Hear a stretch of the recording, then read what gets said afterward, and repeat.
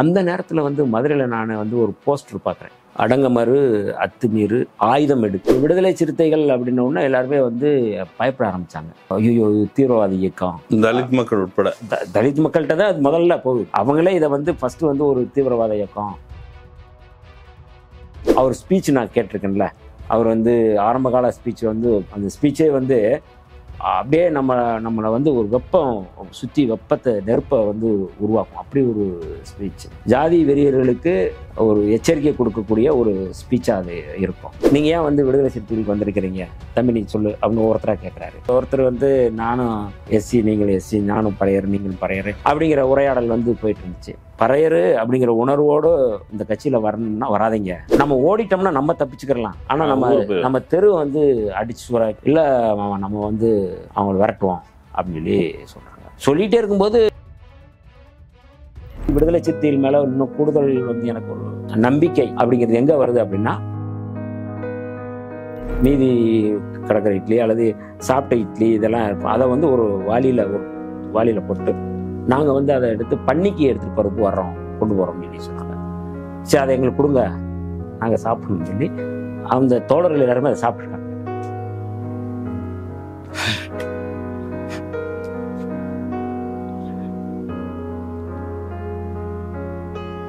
விடுதலை சிறுத்தைகள்லாம் ஏதாவது ஒரு சம்பவம் நடக்குது அப்படின்னா உங்களுக்கு சம்மந்தம் இல்லைன்னா கூட, உங்களுக்கு பாதிப்பு இல்லைன்னா கூட, அது இப்போ எங்கள் ஊரில் நடந்துச்சு, எங்களுக்கு நடந்திருக்கு, அது எங்களுடைய பாதிப்பாக வந்து முடிவு பண்ணி பண்ணுறாங்கல்ல, அது ஒரு பெரிய உற்சாகமாக இருந்துச்சு. வந்து ஒரு ஆயுள் சிறைவாசிகள் ஆகிருக்காங்க அப்படின்னு அவங்களுக்கு வந்து தெரியுது.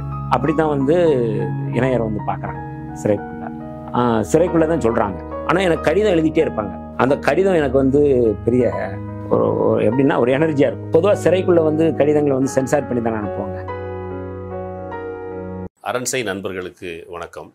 அரண்சை ஊடகம் சுயேட்சையாக இயங்குவதற்காகவே உருவாக்கப்பட்டது. நாம் செய்கிற வேலை உண்மையிலேயே மக்களுக்காக செய்கிறோம் என்பதை நீங்கள் நம்பினால், வாய்ப்பு இருந்தால் இந்த ரேசர் பே QR கோடுக்குள்ளே நீங்கள் வந்து அதை ஸ்கேன் பண்ணி எங்களுக்கு உங்களால் இயன்றதை விருப்பம் இருந்தால் ஆதரவு தெரிவிக்கலாம். வணக்கம் நண்பர்களே, இது அரண்சை. நான் மகிழன். பல்வேறு அரசியல் சமூக நிகழ்வுகள் தொடர்பாக பல்வேறு ஆளுமைகளை சந்தித்து உரையாடி வருகிறோம். அந்த வகையில் நாம் சந்திக்க போகிற சிறப்பு விருந்தினர் தோழர் வன்னியரசு. வணக்கம். வணக்கம் தோழர். வழக்கமான இந்த அன்றாட அரசியல் அரட்டைகள், இன்னைக்கு என்ன பஞ்சாயத்து அப்படி இல்லாமல், ஆக்சுவலி பிறந்தநாள் நிகழ்ச்சியில் சந்தித்தோம். போன வருஷமே நான் திட்டமிட்டது தான், உங்கள்கிட்ட ஒரு கேஷுவலான ஒரு உரையாடல் நிகழ்த்தணும் உங்களை பற்றி அப்படின்ட்டு. அது திருமாவை பற்றி ஒன்று பண்ணும்போதே எனக்கு தோணுச்சு உங்கள்கிட்ட ஒன்று பண்ணிட்டு. அதுதான் முதல்ல வன்னியரசு என்பவர் யார், அவருடைய வேர் என்ன, எங்கிருந்து வருகிறார்? விருதுநகர் மாவட்டம் அயன் ரெட்டியப்பட்டின்னு ஒரு குக்கிராமம். இன்னைக்கு வர அந்த ஊருக்கு பேருந்து இல்லை. ஊர்லேருந்து நகரத்துக்கு போகணும்னா ஒரு 2 கிலோமீட்டர் 3 கிலோமீட்டர் நடந்து, அதுக்கப்புறம் தான் பேருந்து விருதுநகருக்கோ இந்த பக்கம் அருப்புக்கோட்டைக்கோ போகிறதா இருந்தால். நம்ம குறுக்கீடுக்கு மன்னிக்கணும், கர்ணன் படம் பார்த்தீங்களா? ஆமாம் ஆமாம். அதில் அந்த பஸ்ஸு அந்த காட்சி வரும்போது உங்களுக்கு எப்படி இருந்தது? எனக்கு ரிலேட்டடாகவே இருந்தது. அது அந்த படமே வந்து ஏறக்குறைய எங்களுடைய பாதிப்புல தான் இருந்தது. நம்ம வந்து பார்க்குறோம். இன்னைக்கு வர பேருந்து இல்லை. அப்போ அவ்வளோ தூரம் எல்லாருமே, எல்லா மக்களுமே இன்னைக்கு வர வந்து அதை நடந்து போயிட்டு தான் வந்துட்டு இருக்கிறாங்க. மொத்தமாக ஊருக்கே இல்லையா, அல்லது குறிப்பிட்ட? இல்லை, ஊருக்கே இல்லை. ஊரில் வந்து தெலுங்கு சமூகத்தை சேர்ந்தவங்களும் ஆதி சமூகத்தை சேர்ந்த தலித்துகளும் அங்கே வந்து இருக்கிறோம். ரொம்ப மைனாரிட்டி, அதாவது கிராமங்களில் இருக்கிற எல்லா கிராமங்களில் என்ன இருக்கோ அங்கே இருக்கிற சமூகம் பறையர்கள் வந்து ரொம்ப ஒரு 100 குடும்பம் தான் இருக்கும். மற்ற சமூகம் வந்து நாயுடு ரெட்டி இருக்கிறாங்க. அவங்க வந்து ரெட்டியோட நாயுடு அதிகம், இந்த மாதிரியான ஒரு. எங்கள் குடும்பம் வந்து எங்கள் ஐயா வந்து மல்லப்பன் ரத்னசாமி, அவர் வந்து ஒரு கம்யூனிஸ்ட் பின்னணியில் இருக்கிறாரு. இது ஆந்திராவிலேருந்து நீங்கள் வரலையா? ஏற்கனவே ஆந்திராவிலேருந்து வந்து எங்கள் ஐயாவுக்கு வந்து திருநெல்வேலி மாவட்டம், அப்போ பழைய அந்த மாவட்டம் புதூர், அதாவது புதூர் பக்கத்தில் விளாத்திக்குளம் பக்கத்தில் தான். அங்கேருந்து வந்து இங்கே வந்து ஆடு மேய்க்கிறது வழக்கமாக வந்து அன்னைக்கு இருந்த பண்ணை இதில் வந்து என்ன இதில் இருப்பாரோ அப்படி தான் இருந்திருக்கிறாரு. பிறகு அங்கே வந்து பக்கத்தில் மல்லாங்கனர்னு ஒரு கிராமத்தில் வந்து ஒரு ஐயனார் மில்லு பஞ்சாலை, அதில் வந்து பஞ்சாலை தொழிலாளியாக வந்து வேலைக்கு போகிறாரு. அங்கே CITU தொடங்குறாங்க, கம்யூனிஸ்ட் கட்சியினுடைய தொழிற்சங்கத்தில் அவர் வந்து ஆகிறாரு. முழுக்க அந்த கம்யூனிஸ்ட் கட்சி இடதுசாரி குடும்பத்தில், இடதுசாரி இயக்கத்தில், அவங்க குடும்பத்தில் வந்து அவர் வந்து தன்னை வந்து ஒரு முக்கிய உறுப்பினராக பண்ணையாளா இருந்து தொழிலாளியா மாறினதுக்கு பிறகு அவர் ஒரு கம்யூனிஸ்டாவும் மாறுறாரு. எங்கள் குடும்பத்தில் வந்து மொத்தம் வந்து 9 பேர். அண்ணன், நான், அக்கா 2 அக்கா 2 தங்கச்சி, தம்பிங்க எல்லாருமே வந்து 9 பேர்னா வீடே பெரிய கூட்டம். பெரிய ஒரு வீடு, சின்ன குடிசை தான். அதில் வந்து எந்த நேரமும் வந்து வரகரிசி இருக்கும், கேழ்வரகு இருக்கும், சோளம் இருக்கும், இப்படித்தான். அதாவது சோறு சாப்பிட்டதில்லை. இப்போ நெல் சோறு சொல்கிறோம்ல, அது வந்து அப்போ வந்து வசதி படைத்தவர்களுக்கு அது மட்டும்தான் இருக்கும். அது ஏதாவது பொங்கல் இல்லைன்னா தீபாவளி இல்லை கிறிஸ்மஸுக்கு அது எங்காவது வந்து போடுவாங்க. எங்கள் ஊரில் வந்து முத எனக்கு தெரிஞ்சு நெல் சோறு அப்படின்னா இந்த கம்மாயில் வந்து மராமத்து செய்வாங்க. நான் வந்து அப்போ 8th ஏதோ நான் படிச்சுட்ருக்கேன். மராமத்து செய்யும்போது அதுக்கு பதில் வந்து அரிசி கொடுத்தாங்க. அதை வாங்கி வந்து அதுவும் மோட்டார் அரிசி, பெரிய அரிசி இருக்கும். அது வேகிறதுக்கே 2 மணி நேரம் 3 மணி நேரம் கூட ஆகும், அந்த மாதிரி அரிசி. ஆனால் அந்த அரிசியை வந்து பச்சையாக சாப்பிட்டா நல்லாயிருக்கும், டேஸ்ட்டாக இருக்கும். வந்து அதை ஊற வச்சு கொடுப்பாங்க. பொதுவாக அரிசி வந்து முளை கட்டி கொடுப்பாங்க. எல்லா அரிசி, கம்பு, வரகு, திணை, இந்த மாதிரி நிறையா அரிசி வந்து குதிரைவாளி அரிசி, இதெல்லாம் இன்னைக்கு வந்து புழக்கத்தில் இன்னைக்கு வந்து இல்லை. ஆனால் அந்த அரிசி தான் எங்கள் வீட்டில் எப்போவுமே இருக்கும். படுக்கிறதுக்கு இடம் இல்லாமல் நாங்கள்லாம் பக்கத்தில் ஒரு காளியம்மன் கோவில் இருக்குது, அந்த திட்டில், அதில் போய் படுப்போம். அந்த பக்கம் வந்து சர்ச்சு ஒன்று இருக்குது, சர்ச்சில் போய் படுப்போம். பசங்க எல்லாருமே அவங்கவுங்க வீட்டில் இருக்கிற பசங்க பூரா எல்லாமே சர்ச்சில் படுப்போம், இல்லைனா வந்து அந்த மாதிரி தான் படுப்போம். நாங்கள் அந்த படிக்கிற காலங்களில் அப்படியே வந்து பண்ணது. இப்போ வந்து கம்யூனிஸ்ட் இயக்கத்தில் அவர் வந்து இருக்கிறாரு. எனக்கு எங்கள் வீட்டுக்கு வந்து இயல்பாகவே வந்து தீக்கதிர், செம்மலர், அந்த மாதிரி பேப்பரு, அவர் வந்து லெனின் படங்கள் இதெல்லாமே வந்து வரும். நான் அப்போ தான் வந்து புக்கு அதில் வந்து நமக்கு வந்து அறிமுகமாவது படிக்கிறோம். எனக்கு ரொம்ப வந்து காமிக்ஸ் புக் தான் ரொம்ப பிடிக்கும். ஸ்பைடர்மேன், மாயாவி, ஒற்றைக்கண் மாயாவியா அதோ அந்த மாதிரி முத்து காமிக்ஸு, ராணி காமிக்ஸு. அது வீட்டில் வந்து எங்கள் ஐயா காசு கொடுத்தாலும் கொடுக்கலனாலும் நம்ம அதை வந்து அவர்கிட்ட இருந்து ஏதாவது 5 பைசா 10 பைசா, அப்போ வந்து ரொம்ப பெரிய காசு இல்லை, 10 பைசாவுக்கு புக்குக்கெல்லாம், அதுவுமே பெரிய காசு தான் அப்போ. ஆமாம் அப்போ. ஆனால் அவர் தெரியாமல் தான் திருடி தான் எடுத்து அந்த புக்கெல்லாம் வந்து நம்ம வந்து படிக்கிறது. ஆனால் கொஞ்சம் கொஞ்சமாக நமக்கு வந்து அவர் வந்து எனக்கு வந்து ரோல் மாடல் அப்படின்னா எங்கள் ஐயா தான். எப்படின்னா, ஒரு முறை வந்து பொதுவாக வந்து கிராமங்களில் வந்து இந்த தலித்துகளுடைய காட்டில் அல்லது காடு தான், அதாவது வானம் பார்த்த பூமி தான், கரிசல் பூமி தான், யாருக்கும் தோட்டம் துறவு அப்படிங்கிறதெல்லாம் எதுவுமே இல்லை. அப்போ அந்த நேரத்தில் வந்து அவங்க ஆடுகள் மாடுகள் வந்து தலித்துகள் பகுதியில் இருக்கிற காட்டில் மேய்ஞ்சா ஒன்றும் பிரச்சனை இல்லை. நம்ம ஆடு மாடு வந்து எங்களுடைய ஆடு மாடு வந்து அங்கே போய் மேய்ஞ்சதுன்னா பிடிச்சி கட்டி வச்சுருவாங்க. மாடும் தலித்தாயிருமா? ஆமாம். அது வந்து நீங்கள் வந்து எப்படி வந்து நீங்கள் வந்து விட்டீங்க அப்படிங்கிற மாதிரியான ஒரு இது வரும். அப்போ வந்து எனக்கு நல்லா ஞாபகம் இருக்குது, எங்கள் ஆடோ மாடோ வந்து அவங்க காட்டில் போய் மேய்ஞ்சதுனால ஆட்டை வந்து கட்டி போட்டாங்க. எங்கள் ஐயாவை கூப்பிட்டு மந்தையில் விழ சொல்கிறாங்க. விழுந்து கும்பிடுறது. மந்தையில் விழுகிறதுனா விழுந்து மன்னிப்பு கேட்டு இது அபராதம் கட்டணும். ஆடு போய் மேய்ஞ்சதுக்கு. அதே ஆடு அவங்க ஆடு நம்ம காட்டில் மேய்ஞ்சதுன்னா, எங்கள் ஆடுகளில் மேய்ஞ்சதுன்னா அது யாரும் ஒன்றும் சொல்ல முடியாது. அப்போ நான் அப்போ தான் எனக்கு சின்ன பையனாக அப்படியே பார்க்குறேன். நான் அவர் விழ முடியாதுன்றார். விழ முடியாது, பார்த்துக்கோ அப்படின்னு சொல்லி அவர் வந்து அப்போ தான் எனக்கு வந்து ஒரு இப்படி வந்து ஒரு இது எதிர்ப்பு வந்து கிராமங்களில் வந்து நம்ம வந்து பார்க்குறோம். அது எனக்கு இயல்பாகவே அது வந்து ஊறி போகுது. முறை அப்பாவுடைய எதிர்ப்பு. ஆமாம், அது பார்க்குறோம். கொஞ்சம் வந்து கடுமையாக நடந்துக்கிடுவார், எங்ககிட்டையும் கடுமையாக நடந்துக்கிடுவார். ஒரு ஒழுக்கம் இருக்கணும்னு நினைப்பார், பொது ஒழுக்கம். இன்னைக்கு வர நான் சிகரெட்டோ மற்ற ஏதோ பழக்கம் இல்லைன்னா அங்கேருந்து வந்ததேன். அது மற்றவங்க குடிக்கிறாங்க, அது தவறுங்கிறதுக்காக சொல்லலை. அதான் ஒரு ஒழுக்கம் அப்படிங்கிற இது இருக்கணும் அப்படின்பாரு. 5 மணிக்கெலாம் எந்திரிக்கணும், நாம் போய் மாட்டெல்லாம் கழுவி பிடிச்சிட்டு போய் அப்போ சாணியெல்லாம் எல்லையை போட்டு திருப்பி நான் ஸ்கூலுக்கு போகணும். இது காலையில் எனக்கு வந்து ரெகுலரான வேலை. நீங்கள் அப்பா சொன்னீங்களா, அப்பா விழுந்து கும்பிட சொன்னாங்க, மாட்டேன்னு சொன்னார். அன்றைக்கு இரவோ அதுக்கு அடுத்தடுத்த நாட்டில் என்னைக்கா ஒரு நாள் அதை பற்றி பேசுனீங்களா? ஒரு நாள் கூட அப்படி நான் வந்து அவர்கிட்ட என்ன அப்படின்னு பேசினதில்லை. வழக்கமாக சினிமாவில் எடுக்கான்னு வச்சுப்போமே, இதே காட்சி இதுக்கு அடுத்த காட்சி என்ன வச்சுருப்பாங்கன்னா, ஒன்று அப்பாட்ட போய் மகன் பேசுவான், அல்லது அப்பா தூரத்தில் நிற்பார், பையன் வந்து அவருக்குள்ள ஒரு ஹீரோவை தேடுவான், பார்த்துட்டு இருப்பான். அப்படி ஏதாவது நீங்கள் அன்னைக்கு உங்களுக்கு பிரமிப்பாக இருந்திருக்கும், அப்பா வந்து இந்த ஊருக்குள்ளே உட்காந்துட்டு அதெல்லாம் முடியாதுன்னு சொல்கிறாரு. அதுக்கு பிறகு உங்கள் அப்பா எப்படி பார்க்க தொடங்கினீங்க? அதுக்கு முன்னாடி நாள்லேருந்து அதுக்கு பிறகு அப்போ தான் நமக்கு வந்து அவங்க யாருன்னு நமக்கு புரியுது. அவங்க காலை விழ வச்சவங்க யார், விழ சொன்னது யார், நம்ம யாரு அப்படிங்கிற அந்த சாதி ரீதியான இது வந்து அடையாளம். நீ யாரு அப்படிங்கிறது அப்பதான் நமக்கு தெரியுது. அதுக்கு முன்னாடியே வந்து ஒன்று மணி ஓடுவோம். அப்போ அந்த தெருவில் போய் நம்ம போய் விளையாடுறதில்ல. சொல்லும் போதே இப்போ கடைக்கு போயிட்டு ஊருக்குள்ளே ஊர் தெருவில் போய் கடையில் போய் ஏதாவது வாங்கிட்டு வாங்க சொல்லுவாங்க. அப்போ எனக்கு அப்போ இருந்தே தோணும், ஊருக்குள்ளே போயிட்டு அப்போ நம்ம எங்கே இருக்கிறோம் அப்படிங்கிறது எனக்கு அது ஒரு இது ஊரு கிடையாது. அதுதான் எனக்கு வந்து ஒரு தொடக்கமாகவே இருந்தது. எங்கே போனாலும் வந்து கூப்பிட்டு போவார் இனிய. எங்காவது வெளியில் வந்து பக்கத்தில் மல்லாங்கனருக்கு கூப்பிட்டு போவோம், இல்லைன்னா வந்து விருதுநகருக்கு போனோம். ஃபஸ்ட்டு வந்து கே.ஏ. குணசேகரனுடைய பாட்டு கச்சேரி கூப்பிட்டு போனார். அவர் ஃபஸ்ட்டு மல்லாங்கனரில் வந்து கம்யூனிஸ்ட் கட்சியினுடைய அந்த நிகழ்ச்சி மேதன நிகழ்ச்சிக்கு கே.ஏ. குணசேகரன் நிகழ்ச்சி. ஏதாவது பாட்டு நினைவு இருக்கா? நல்ல ஞாபகம் இருக்கு எனக்கு வந்து. என்ன பாட்டு? தொட்டாலே தீட்டுப்படுமா, நாங்கள் தொடாத பொருள் எதுவா. அப்போ வந்து ரொம்ப இதாக உற்சாகமாக இருக்கும். அதுக்கப்புறம் வந்து நான் முதல்ல எங்களை குடும்பத்தோட படத்துக்குன்னு சினிமாவுக்கு கூப்பிட்டு போயிருக்கிறதுனா வந்து சிவப்பு மல்லி. முதல் படம் பார்த்தது சிவப்பு மல்லி தான். அவர் எங்காவது போனோம்னா, எங்காவது ஊருக்கு ஏதோ கூப்பிட்டு போகணும்னா சினிமாவுக்கு போகணும் அப்படின்னு சொல்லி அப்படி தான் கூப்பிட்டு போவார். அப்போ வந்து இந்த படம் தான் ஃபஸ்ட்டு தேட்டரில் போய், அப்போ எல்லாமே இந்த கம்யூனிஸ்ட் கட்சியில் இருக்கிற தோழர்கள் எல்லாருமே அந்த படத்துக்கு வந்து போவாங்க. அப்போ வந்து மல்லாங்கனரில் இருக்கிற அந்த பஞ்சாலையில் வந்து வாரமோ மாதத்துக்கு ஒரு இலவச சினிமா போடுவாங்க ஃப்ரீயாக.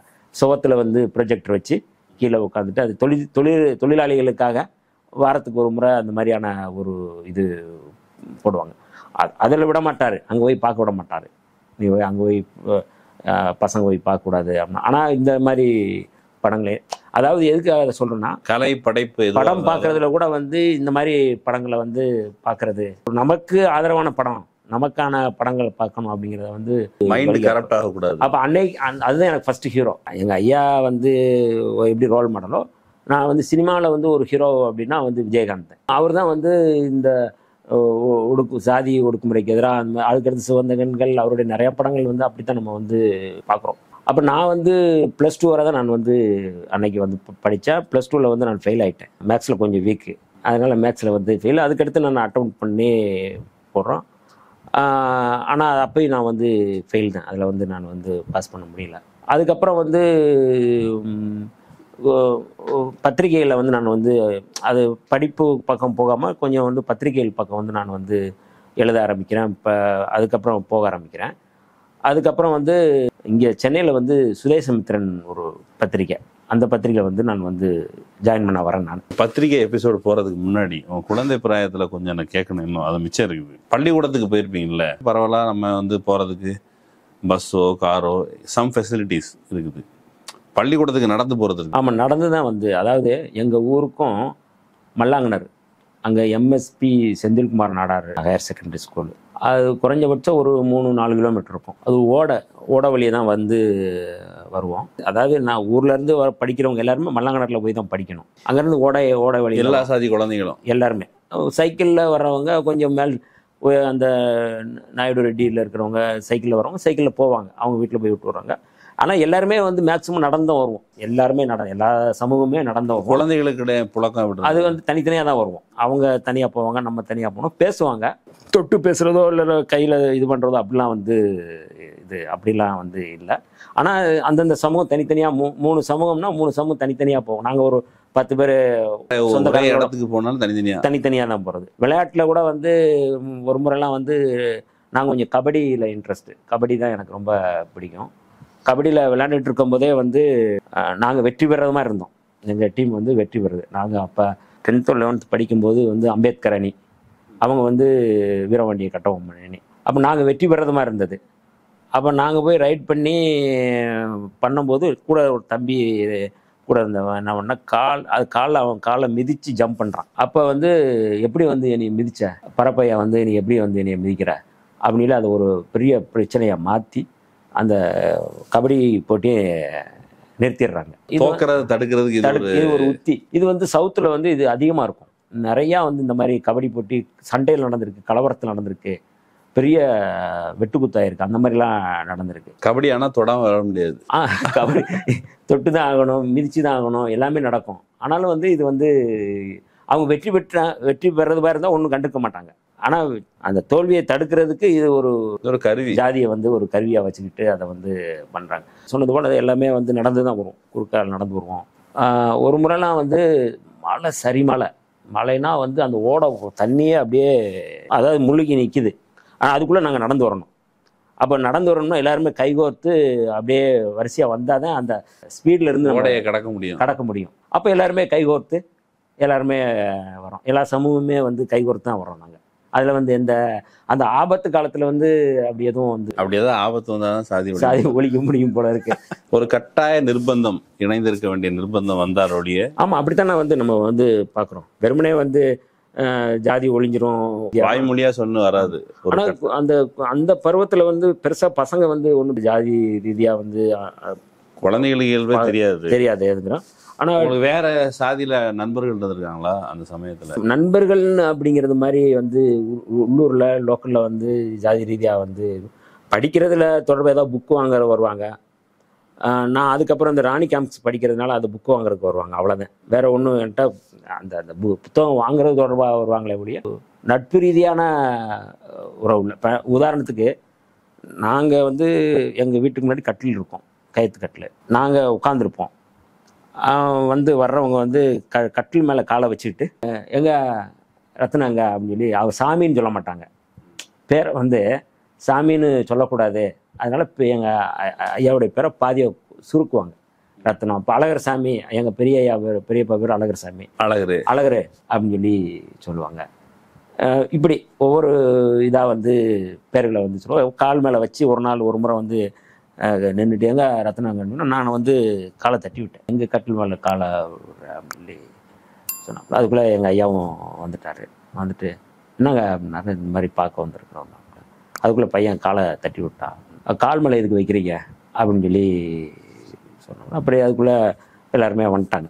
வந்துட்டு அவர் வந்து பாருங்கள் எல்லாம் இப்போ படுற பசங்க போகிறான், இது தெரியாமல் மரியாதை தெரியாமல் நடந்துக்கிறாங்க அப்படின்னு சொல்லிட்டு போகிறாரு. ஆக்சுவலாக மரியாதை தெரியாமல் நடந்துக்கிட்டது அவரு. அப்புறம் நான் வந்து மரியாதை தெரியாமல் நடந்துக்கிட்டேன் அப்படிங்கிறது வந்து இந்த அம்பேத்கர் அணி, வீரபாண்டிய கட்டபொம்மன் அணி சொன்னீங்க. அது ஆக்சுவலி அதுவே ஒரு இமேஜ். ஆனால் அம்பேத்கர் அணி அப்படின்னு வரும்பொழுது அம்பேத்கர் உங்களுக்கு எப்போ அறிமுகமானார்? இன்னைக்கு வந்து அம்பேத்கரை புக்கு படிக்கிறது அல்லது அம்பேத்கரை கோட் பண்ணுறது அப்படி இருக்கலாம். அம்பேத்கர் என்னவாக அறிமுகமானார்? படிக்கும் போதே அம்பேத்கர் வந்து அவர் வந்து சாக்குகளில் உட்கார வச்சாங்க, அவர் வந்து படிக்க விடாமல் பண்ணாங்க, அவர் ஜாதி ரீதியாக அவர் கொண்டு இருக்குது அப்படிங்கிறத நம்ம 5ஆம் கிளாஸ் 6ஆம் கிளாஸ்லேயே அம்பேத்கருடைய அந்த முகம் வந்து நமக்கு பாதிப்புக்குள்ளான ஒரு இதை வந்து அது அவர்கிட்ட இருந்து நம்ம தெரிஞ்சுக்கிறோம். அது படிக்கும்போதே அது அம்பேத்கர் தாழ்த்தப்பட்ட மக்களுக்காக போராடினார்னே வந்து முதல் வரியே வரும். அப்போ அது ரொம்ப நமக்கு நம்ம தலைவர் போல் அல்லது நம்ம சொந்தக்காரர் அப்படிங்கிறது மாதிரியான ஒரு வரும். மகாராஷ்டிரா மாநிலத்தில் அது படிக்கும்போதே அது வந்து நமக்கு நம்மளோட கனெக்ட் ஆகிட்டே இருக்கும் அதனுடைய இது. அப்போ அம்பேத்கர் தான் நமக்கு. இப்போ நாங்கள் நோட்டில் எழுதுவோம், நாங்கள் இயல்பாகவே கம்யூனிஸ்ட் இதில் இருக்கிறதுனால பகத்சிங் ஃபோட்டோவும் எப்போவுமே வீட்டில் இருக்கும். அம்பேத்கர் ஃபோட்டோவும் இருக்கும், பகத்சிங் ஃபோட்டோவும் இருக்கும். பகத்சிங் வந்து ஒரு ஒரு போராளி, ஒரு மிகப்பெரிய வந்து வீரன் அப்படிங்கிறது வந்து இயல்பாகவே இருக்கும். அப்போ அது வந்து எங்களுக்கு அந்த அம்பேத்கர், நீங்கள் சொன்ன அந்த அம்பேத்கரும் பகத்சிங் வந்து ரொம்ப கிராமங்களில் எங்கள் ஊரில் அது கம்யூனிஸ்ட் கட்சியாக இருந்ததுனால ஒரு ஒரு பகத்சிங் இருக்கும் அப்படிங்கிறது வந்து ரொம்ப இருக்கும். அப்போ அடுத்தடுத்து நாங்கள் வந்து நகரும்போது அம்பேத்கர் அடுத்து அந்த தெருவே வந்து எந்த சேரியாக இருந்தாலும் அம்பேத்கர் தெருன்னு தான் இருக்கும். எந்த காலனியாக இருந்தாலும் நாங்களும் அம்பேத்கர் தெரு. இப்போ அம்பேத்கர்னு தெருன்னு வைக்கல, அஃபீஸில் வைக்கல. கார்டு எழுதும் போதும் அம்பேத்கர்னு தெருன்னு போடுவோம். நான் ஒரு முறை சென்னாகரம்பட்டி போனேன். சென்னாகரம்பட்டி அந்த கொலை, நான் வந்து வேற ஒரு விஷயத்துக்காக போனேன். ஆனால் அந்த ஊர் வந்து எனக்கு ஒரு பீதியை கிளப்பிருந்துச்சு. நடந்த கொலை, அம்மாவாசி வேலு 2 பேர். எனக்கு வந்து எந்த பக்கம் நான் போகணும்னு எனக்கு தெரியல. இப்போ எந்த பக்கத்தில் நான் சேஃபாக இருப்பேன் அப்படிங்கிற ஒரு இது. அப்போ ரொம்ப புதுசு, மீடியாவுக்கு புதுசாக வந்திருந்த இது. லெஃப்டில் திரும்பி பார்த்தா அம்பேத்கர் ஃபோட்டோ இருந்தது. அங்கே போனதுக்கப்புறம் எல்லைக்குள்ளே வந்துட்டோம் அப்படின்னு தோணுச்சு. அதுதான் அம்பேத்கர் தொடர்பான அந்த உணர்வை. இப்போ நீங்கள் அதுக்கு பிறகு 12th முடிச்சதுக்கு பிறகு நீங்கள் மதுரைக்கு போகிறதா சொல்கிறீங்க, பத்திரிகை துறை. இப்போ வந்து சின்ன வயசில் சாதி ரீதியான அந்த பாகுபாடு இதெல்லாமே சின்ன சின்ன விஷயங்களில் ஒரு இன்ஸ்பிரேஷன் இருக்கும். ஆனால் அரசியல்னு எல்லாருமே தேர்ந்தெடுக்கிறது இல்லை. இந்த துறை சார்ந்து வரணும்னு எல்லாரும் வர்றதில்லை. பெரும்பாலும் அதுக்கப்புறம் அவங்கவுங்க வாழ்க்கைன்ட்டு போயிடுவாங்க. கேட்டால் அனுபவமாக சொன்னாங்களோடைய. பட் நீ இந்த பக்கம் திரும்பினது எப்படி? நேரடியாக ஜாதி கொடுமைகளை நம்ம அனுபவிக்கிறோம். நான் வந்து அதில் அனுபவிக்கிறேன். ரோட்டில் கூடயே நடந்து வருவாங்க, மேலே இருந்து சாணி எடுத்து எறிவாங்க. நானே ஏறி வாங்கியிருக்கிறேன். ட்ரௌசர் தான் போட்டுப்போம். அப்போ வந்து ட்ரௌசர் தான் போட்டுப்போம். செருப்பு அதாவது எங்கள் அப்போல்லாம் செருப்பு வந்து புதுசாக வாங்கி தர மாட்டாங்க. அண்ணன் போட்ட செருப்பை இல்லை ஐயா போட்ட செருப்பை தான் போடுவோம். பெருசாக இருக்கும், நீளமாக தான் இருக்கும், காலுக்கு வந்து காணாமல் தான் இருக்கும். அந்த செருப்பை தான் போட்டு போவோம். செருப்பை கழட்ட சொல்லுவாங்க, போடக்கூடாது, என்னடா செருப்பு போட்டு போகிற அப்படிம்பாங்க. நம்ம கூட வர தங்கச்சிங்க இல்லைன்னா நம்ம சொந்தக்கார பிள்ளைங்க வருவாங்க, சடை போட்டிருப்பாங்க, சடை இழுத்து விடுவாங்க. இது எல்லாமே நான் வந்து பார்த்துருக்குறேன். ப்ளஸ் வந்து சண்டை போட்டிருக்கேன். ஏடா நீ என்னடா வந்து சொல்லி கட்டிலாம் உருண்டுருக்குறோம். பசங்க சின்ன பசங்க தானே, அப்போ என்னடா நீ வந்து என் தங்கச்சியாக வந்து நீங்கள் வந்து அப்படின்னு சொல்லி அந்த மாதிரியான ஒரு இதில் வந்து நம்ம வந்து பண்ணியிருக்கிறோம். இது எல்லாமே எனக்கு வந்து ஒரு பெரிய என்னடா இவ்வளோ இதாக இருக்குது, நம்ம என்ன இதில் என்ன குறைஞ்சிட்டோம், எங்களுக்கு வேற என்ன இதில் இருக்கு. எங்கள் ஐயா வந்து அதில் வந்து பஞ்சாலையில் ஒர்க் பண்ணுறாரு, மாத சம்பளம் வருது, என்ன இது வந்து இருக்கும். அப்போ வந்து சின்ன வயசுலேயே என்னை வந்து 8th 9th படிக்கும்போது அவர் வந்து மல்லாங்கனரில் வந்து கோவில் திருவிழா நடக்கும். அப்போ அவர் வந்து செங்கோடி ஏந்தி உண்டியல் குலுக்குவாங்க. நானும் அதில் வந்து போவேன். எங்கள் ஐயாவுடைய ஃப்ரெண்டு வந்து விவி இருளன் ஒருத்தர் இன்னும் இருக்கிறாரு. அவர் பால்சாமின்னு ஒரு முழு நேர ஊழியர், அவர் இறந்துட்டார். இன்னொருத்தர் வந்து அவர் சமூகத்தை சேர்ந்தவர் முப்பிடின்னு சொல்லி பல தரப்பட்ட சமூகத்தை சேர்ந்தவங்க கம்யூனிஸ்ட் கட்சியில் இருப்பாங்க. அப்போ இயல்பாகவே எனக்கு வந்து கம்யூனிஸ்ட் கட்சி மேலே வந்து ஒரு பெரிய அபிமானம். இது வந்து ஒரு முரண்பாடு இல்லை, நடைமுறையில் நீங்கள் பார்க்குறீங்க.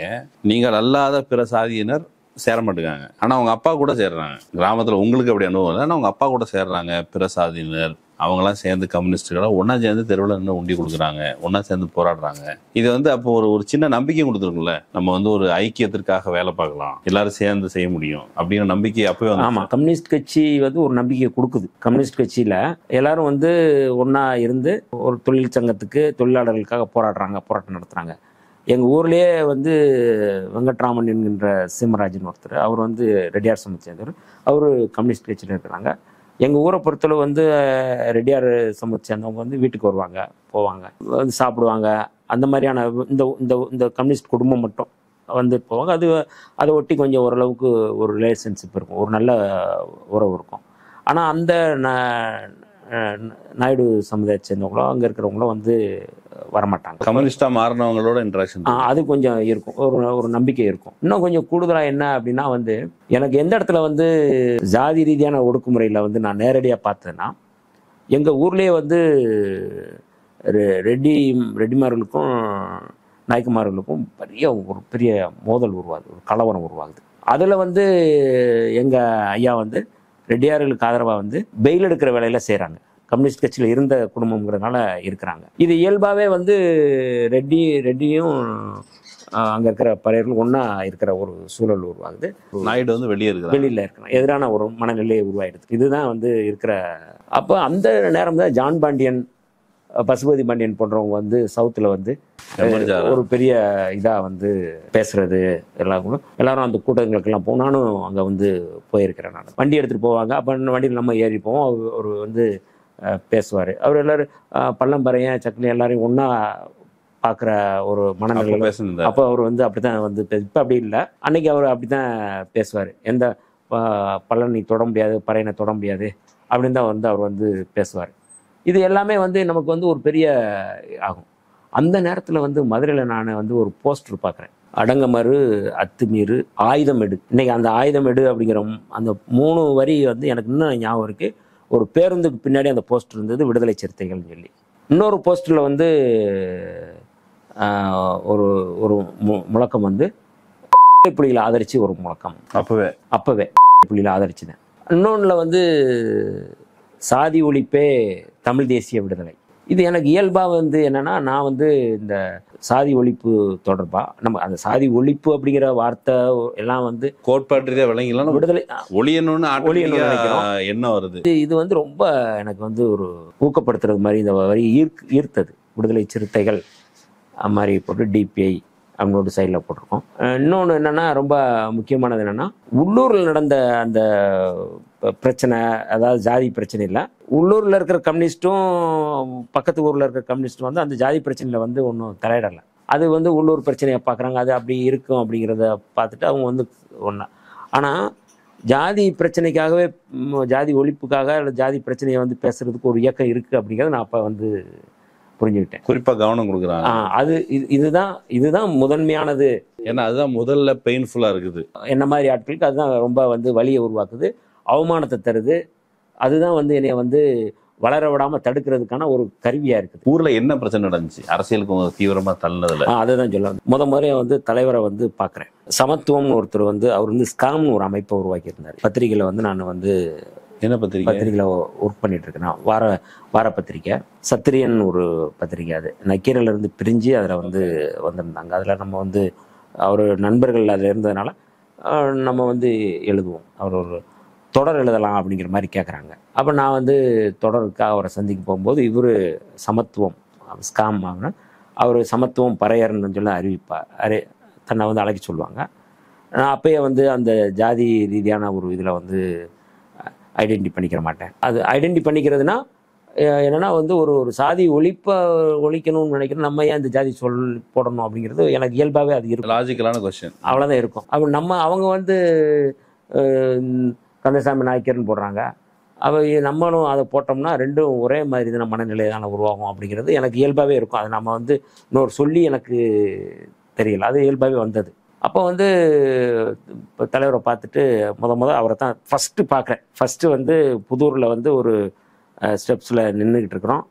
அது மாதிரி வருவாரா திருமாவளவன் வருவார், கொஞ்சம் ஓரம் நில்லுங்க சொல்லி சொல்கிறாங்க. 2 பேரும் நின்றுட்டு நாங்கள் வந்து முதல்ல அவரை பார்த்தது இன்னுமே எனக்கு மனசுலேயே இருக்குது. ஒல்லியாக ஒரு கோடு ஓட்ட சட்டை போட்டு ரொம்ப ஒல்லியாக ரொம்ப வந்து ஸ்மார்ட்டாக பார்க்குறதுக்கே ரொம்ப அழகாக வந்து ஒரு தலைவரை வந்து நம்ம வந்து பார்த்துட்டு எந்த ஒரு அப்படின்றாரு. அந்த மாதிரி ஒரு அப்படின்றாரு. அப்போ அவரை நான் சந்தித்த போது அறிமுகப்படுத்துறதுக்கு எனக்கு அவர் ஒரு இதாக இருந்தார். நம்ம பேசினோம். அப்புறம் வந்து கூட வந்த 2-3 பேர் வந்து எந்த ஊர் என்னன்னு கேட்டாங்க. ரொம்ப அது ஒரு எனக்கு அந்த சந்திப்பே ஒரு போராளி இயக்கத்தினுடைய தலைவரை வந்து சந்திக்கிற அந்த மனநிலை இருந்தது. ஏன்னா அந்த இடமே வந்து பார்க்குறது என்னைய உட்கார வச்சது, நிற்கிறது, அந்த மாதிரி ஒரு 10-15 நிமிஷம் ஒரு 1/2 மணி நேரத்துக்குள்ளே என்னை பேசி அவர் அதிகமாக நிறைய கண்காணிப்பும் அதனால என்னை வந்து பார்த்து எனக்கு ரொம்ப பிரமிப்பாக இருந்துச்சு. அப்போ வந்து அவரை பற்றி எல்லாரும் சொல்லுவாங்க. அவர் ஸ்பீச் நான் கேட்டிருக்கேன்ல, அவர் வந்து ஆரம்பகால ஸ்பீச் வந்து அந்த ஸ்பீச்சே வந்து அப்படியே நம்மளை வந்து ஒரு சுற்றி வெப்பத்தை நெருப்பை வந்து உருவாக்கும். அப்படி ஒரு ஸ்பீச் எனக்கு இன்னமும் அந்த ஸ்பீச் காதில் ஒழிச்சிக்கிட்டே இருக்கும். அந்த ஸ்பீச் ஊரில் அந்த ஸ்பீச்சை நாங்கள் போடுவோம். ஜாதி வெறியர்களுக்கு ஒரு எச்சரிக்கை கொடுக்கக்கூடிய ஒரு ஸ்பீச்சாக அது இருக்கும். ஆனால் அந்த ஸ்பீச் ரெண்டுமே வந்து சாதி ஒழிப்பையும் தமிழ் தேசிய அரசியலையும் சமகால அரசியலையும் வந்து சொல்லிகிட்டே இருக்கும். எனக்கு ரொம்ப 1.5 மணி நேரம் 2 மணி நேரம் பேசுவார். 2 மணி நேரமும் முழுமையாக உட்காந்து கேட்டிருக்கிறாங்க. அதுக்கப்புறம் மண்ணுரிமை விளக்க பொதுக்கூட்டம் அப்படிங்கிறதெல்லாம் வந்து தொடர்ச்சியாக நடத்துகிறாங்க. அப்போ எனக்கு நான் அவரை போய் சந்தித்த ஆண்டு வந்து 94.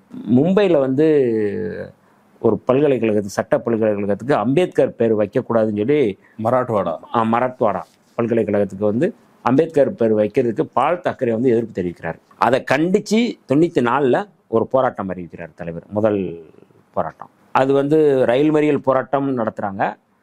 வானூர்தி முற்றுகை போராட்டம் அதுவும் நடத்துகிறாங்க. ரயில் மறியல் போராட்டத்தில் நான் வந்து கலந்துக்கல.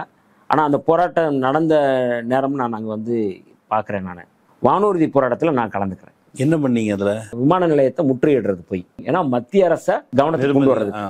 தமிழ்நாட்டில் இல்லை, இந்தியாவிலேயே வந்து வானூர்தி நிலையத்தை முற்றுகையிடுறது, பேருந்து நிலையத்தை முற்றுகையிடுவாங்க, இல்லை போஸ்ட் ஆஃபீஸை முற்றுகையிடுவாங்க. அப்போ எல்லாத்தையும் தாண்டி ஒரு தலைவர் சிந்திக்கிறாரு, விமான நிலையத்தை முற்றுகையிடுறது அப்படின்னு எல்லாரும் வந்து போகிறோம். பெருங்குடியிலேயே எங்கே ஒரு இடத்துல எங்களை வழிமறிச்சிடுறாங்க. வழிமறிச்சதுக்கு பிறகு திருப்பரங்குன்றத்தில் ஒரு கல்யாண மண்டபத்தில் எல்லாரையும் அடைச்சிடறாங்க. நானும் அதில் கலந்துக்கிறேன். தலைவரும் கைதாகிறாங்க, நானும் அதில் இருக்கிறேன். அப்போ தலைவர் வந்து அங்கே வந்து எல்லாரோடையும் வந்து அந்த பொதுவாக கைதான உடனே அதை வந்து வகுப்பறையாக மாற்றிடுறாரு. அங்கே எல்லாரும் உட்காந்து அவர் ஒவ்வொருத்தராக நீங்கள் பேசுங்க அப்படின்னு சொல்லி சொல்கிறாரு. அப்போ சில கேள்விகளை கேட்குறாரு. நீங்கள் ஏன் வந்து விடுதலை சிறுத்தைகளுக்கு வந்திருக்கிறீங்க தம்பி, நீ சொல்லு அப்படின்னு ஒவ்வொருத்தராக கேட்குறாரு. அப்போ வந்து ஒருத்தர் வந்து நானும் எஸ்சி, நீங்களும் எஸ்சி, நானும் பறையர், நீங்களும் பறையர் அப்படிங்கிற உரையாடல் வந்து போயிட்டு இருந்துச்சு. என்கிட்ட என்ன கேள்வி கேட்டால் அதை என்கிட்ட இதே கேள்வி கேட்குறாங்க. எதுக்கு நீங்கள் வந்து கட்சிக்கு வந்திருக்காங்க? நான் சொன்னேன், தமிழ் தேசிய அரசியலை வந்து நீங்கள் வந்து சாதி ஒழிப்பும் தமிழ் தேசியமும் அப்படிங்கிறது எனக்கு ரொம்ப ஈர்ப்பாக இருந்தது, அதனால நான் வந்திருக்கிறேன் அப்படின்னு சொல்லி நான் சொன்னேன். குட் அப்படின்னு சொல்லிட்டு உட்கார சொல்லிடுறாரு. எல்லாத்துக்கும் அவர் பதில் சொல்கிற விதமாக அவர் வந்து தலைவர் வந்து அங்கே வந்து ஒரு 1 மணி நேரம் பேசுகிறாரு, விளக்கி பேசுகிறாரு. அப்போ சொல்லும்போது சொன்னார், எனக்கு இன்னும் ஞாபகம் இருக்குது, பறையர் அப்படிங்கிற உணர்வோடு இந்த கட்சியில் வரணும்னா வராதிங்க. எந்த வருஷம் சொன்னது? 94 சொல்லிட்டாரு. அந்த வார்த்தையே நீங்கள் வந்து இந்த ஜாதி தான் அப்படின்னு நினச்சி வந்தீங்கன்னா நம்ம ஜாதிக்கு எல்லாம் கட்சி ஆரம்பிச்சிருக்கிறாங்க இல்லை இயக்க ஆரம்பிச்சிருக்கிறாங்க அப்படின்னு சொல்லி வராதிங்க. என்னை விட வந்து கலர்ஃபுல்லாக சிகப்பாக ரொம்ப அழகாக யாராவது வந்தாங்கன்னா அதுக்கப்புறம் நீங்கள் அங்கே போயிடுவீங்க. என்ன கொள்கையை நம்ம வந்து முன்னெடுக்கிறோமோ அந்த கொள்கைக்காக வாங்க, எனக்காக வராதிங்க அப்படின்னு ரொம்ப விரிவாக பேசுகிறாரு. அந்த இதில் தான் வந்து சொல்கிறாரு. இப்போ ஒரு சாதி ஒழிப்பு போராட்டத்தை முன்னெடுக்கிறது சாதாரணம் இல்லை. வந்து இங்கே வரணும்னா எம்பி ஆகணும், எம்எல்ஏ ஆகணும் வராதிங்க. இங்கே வந்து நீங்கள் வாக்கரிசி போட்டுட்டு வாங்க, ஜெயிலுக்கு போகிறோம்னு வாங்க. நம்ம வந்து போலீஸ் கைது பண்ணி வச்சிருக்க மண்டபத்தில் பேசுகிறாரு. அந்த பேச்சு வந்து ரொம்ப ஈர்ப்பாக இருந்துச்சு. இப்போ இருக்கிற அரசியல் கட்சி வாங்க உங்களுக்கு அதை செய்வோம் இதை செய்வோம்னு சொல்லுவாங்க, ஆசை வார்த்தை காட்டுவாங்க, பண்ணுவாங்க, காசு கொடுப்பாங்க. அப்படியெல்லாம் வந்து எதுவுமே இல்லை.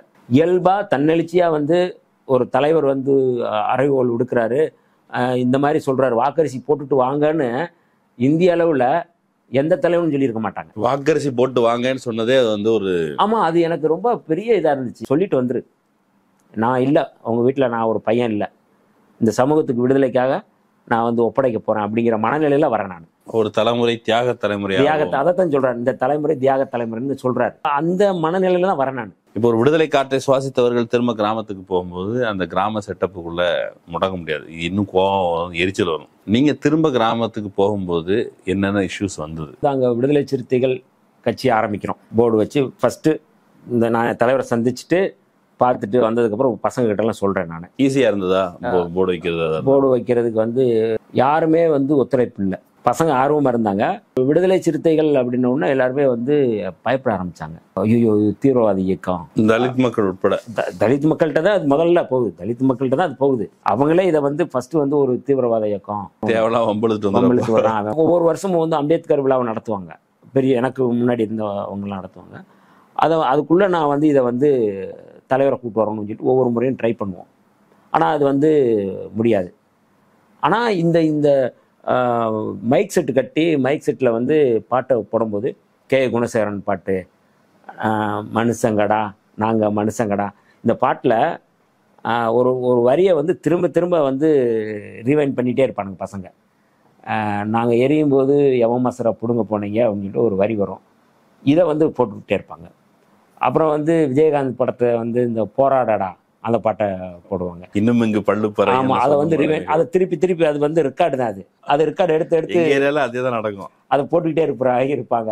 அதே போல் எழுகவே படைகள் எழுகவே அந்த மாதிரி பாடலாக வந்து போட்டுருப்போம். அந்த பாட்டில் நிறுத்த சொல்லி ஒரு முறை சண்டை, எதுக்கு இந்த பாட்டை போடுறீங்க, யாரு அந்த சமூகத்தில் இருந்து. நம்ம ஊரில் கோயில் திருவிழா நடக்கும், இல்லைன்னா நம்ம ஊரில் அம்பேத்கர் படம்னா 2 படம் ரெகுலராக போடுவோம். நாங்கள் படம் ஸ்க்ரீன் பண்ணி போடுவோம்.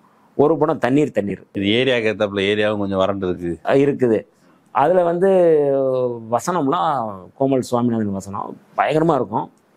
அதில் வந்து நாய்க்குமாரை வந்து திட்டியெல்லாம் வசனம் வரும். அதுக்காகவே அந்த படத்தை போடுவாங்க. அந்த படத்தை போடக்கூடாதுன்னு சொல்லி அப்போ வந்து பிரச்சனை பண்ணுவாங்க.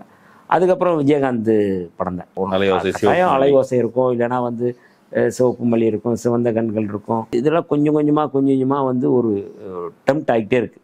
ஒரு நம்ம அடுத்த தலைமுறையில் வந்து நாங்கள் எல்லாம் அப்படியே கொஞ்சம் வந்து அதை எதிர்ப்பு வந்து நாங்கள் வந்து கொண்டு வந்துகிட்டே இருக்கிறோம். அந்த நேரத்தில் வந்து தலைவர் தலைமையில் வந்து ஒரு பொதுக்கூட்டம் 97 ஊர்லையா, எங்கள் ஊர்லேயே பெரிய கூட்டம்லாம் இல்லை, மிஞ்சி போனால் ஒரு 100 பேர் கூட இருக்க மாட்டாங்க. மண்ணுரிமை விளக்க பொதுக்கூட்டம், அதான் எனக்கு நல்லா ஞாபகம் இருக்குது. அந்த பொதுக்கூட்டம் முடிச்சுட்டு தலைவர் வந்து இரவு கிளம்பிடுறாரு. நீங்கள் தான் ஆர்கனைஸ் பண்ணது? நான் தான் வந்து அப்போ நான் சுதேசமித்திரில் சப் எடிட்டராக இருக்கேன்.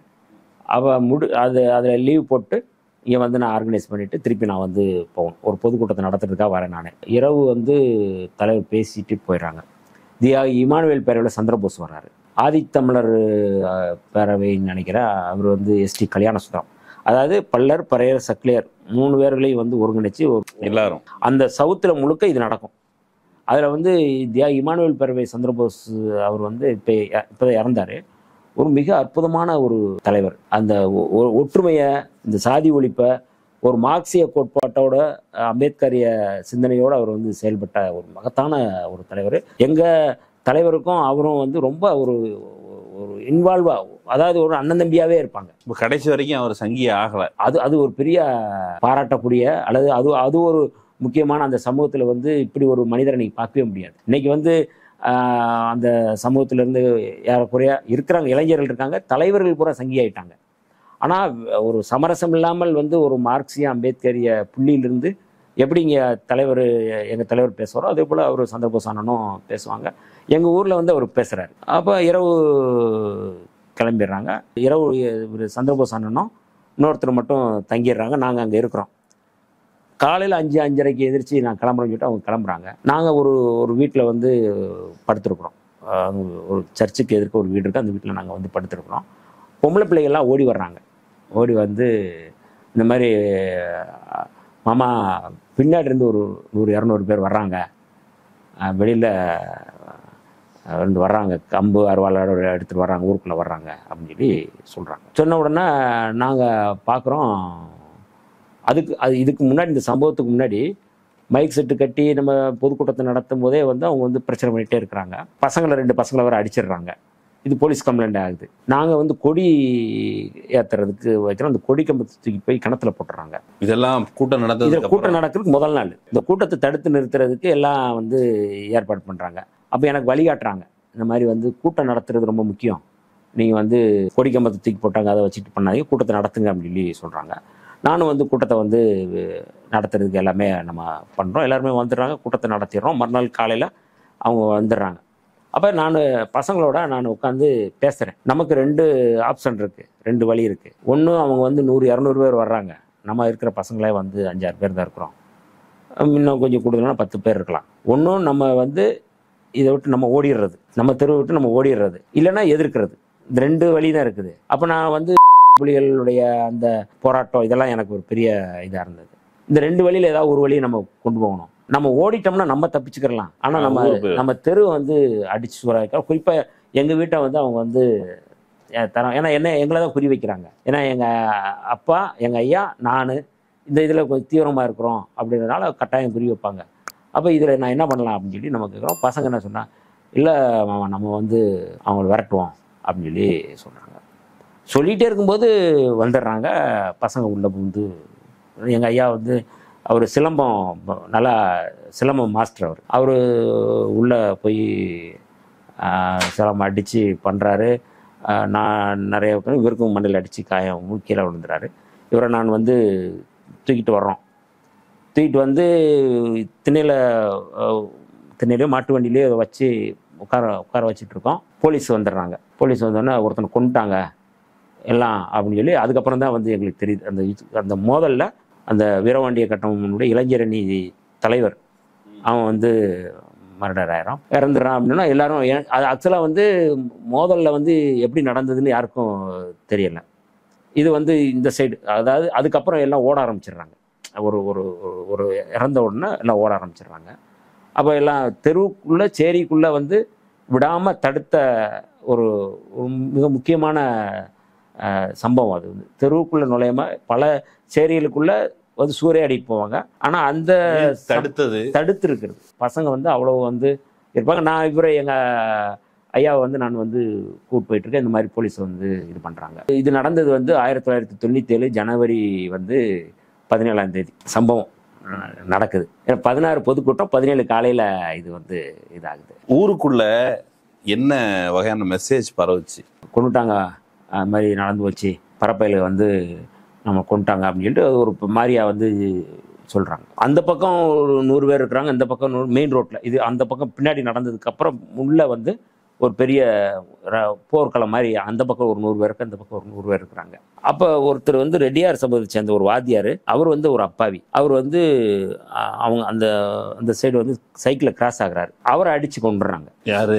நாயுடு சமூகத்தை சேர்ந்தவங்க. சம்மந்தம் இல்லாம இவங்க எல்லாம் நமக்கு சப்போர்ட் பண்றாங்கிறதுனால. அந்த கொலை செய்யப்பட்ட ஆசிரியர் என்ன சாதி சேர்ந்தவர்? ரெட்டியார். அவருக்கும் இதுக்கு சம்மந்தம் இல்லை. அந்த சமூகம் வந்து இவங்களுக்கு ஆதரவு தருது. ஓகே, அந்த கம்யூனிஸ்ட் அந்த இதுல வந்து இவங்களுக்கு எல்லாம் சப்போர்ட் பண்றாங்கன்னு சொல்லிட்டு அவரை வந்து அடிச்சு கொண்டுறாங்க. இப்போ 2 தரப்பையும் கைது செய்யறாங்க. ஊரே வந்து ஊரை சுத்தி போலீஸ் ரவுண்ட் பண்ணிடுறாங்க. போலீஸ் எப்படி நடந்துச்சு? போலீஸ் வந்து வழக்கமா வந்து என்ன பண்ணுவோம், எல்லாரையும் வந்து உள்ள புகுந்து எல்லாரும் கைது பண்ணிடுறாங்க. என்னைய கைது பண்ணல. என்னைய கைது பண்ண முடியலன்னா நான் வந்து ஒரு ரெட்டியார் வீட்டில் போய் ஒளிஞ்சிக்கிறேன். நான் பசங்களை பூரா பிடிச்சிட்டு போயிடுறாங்க. அதுக்கு இடையில வந்து இந்த பக்கம் அந்த பக்கம் இன்னொரு சண்டை வர்றது மாதிரி இருக்குது. இன்னொரு பெரிய லெவலில் இருக்குது.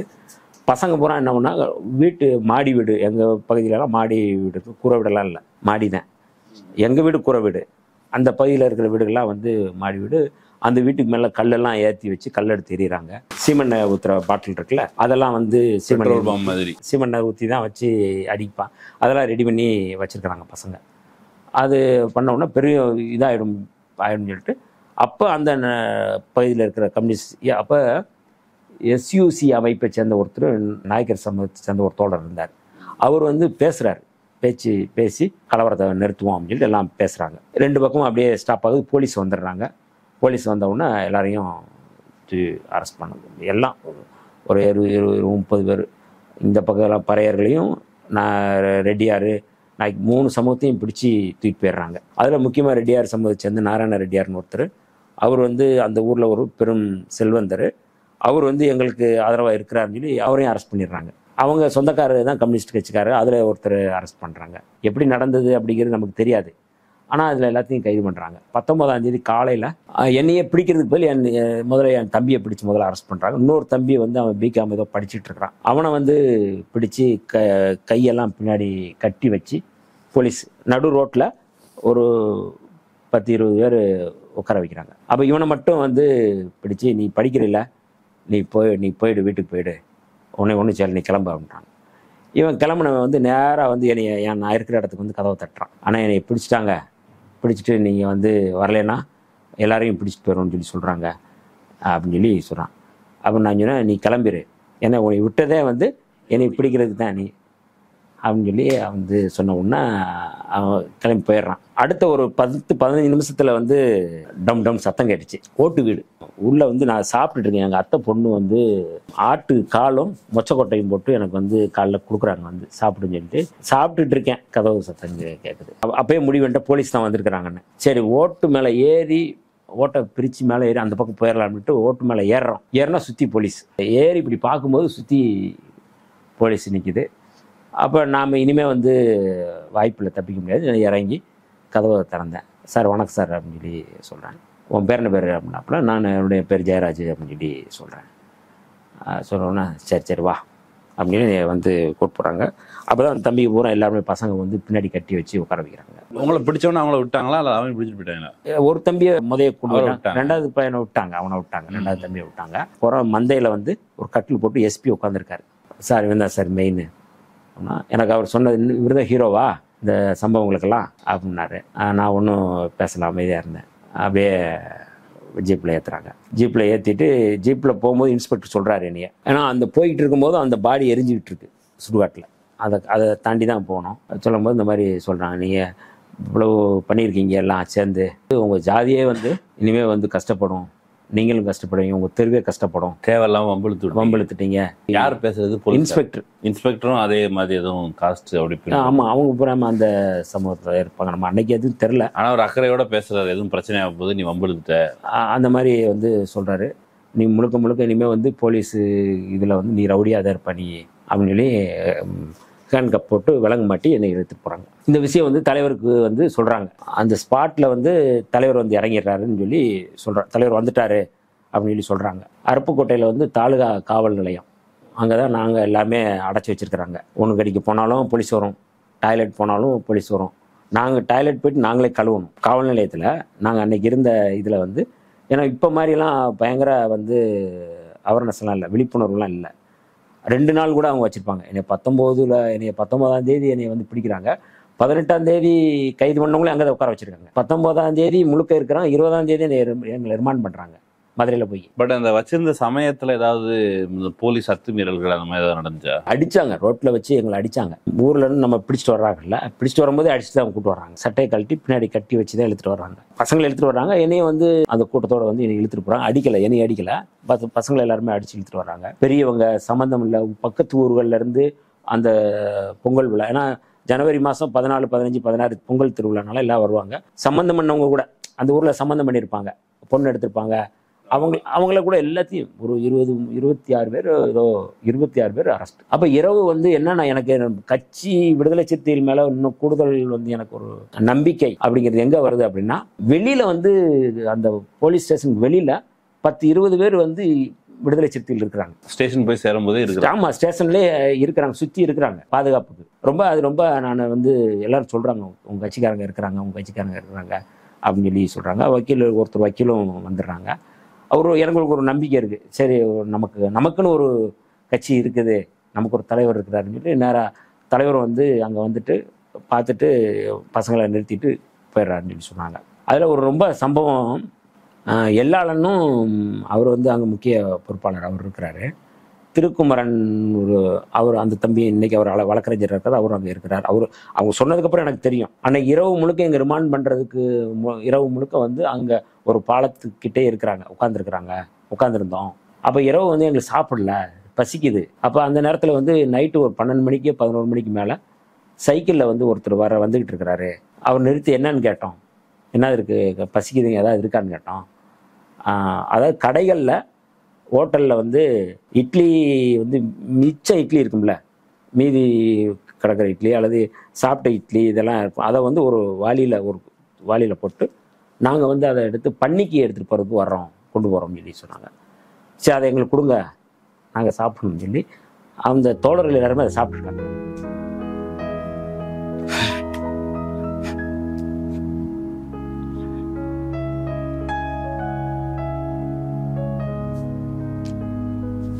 அப்போ அப்படி வந்து ஒரு மூமெண்ட் வந்து ஒரு பாதுகாப்புக்கு இருக்கிறாங்க.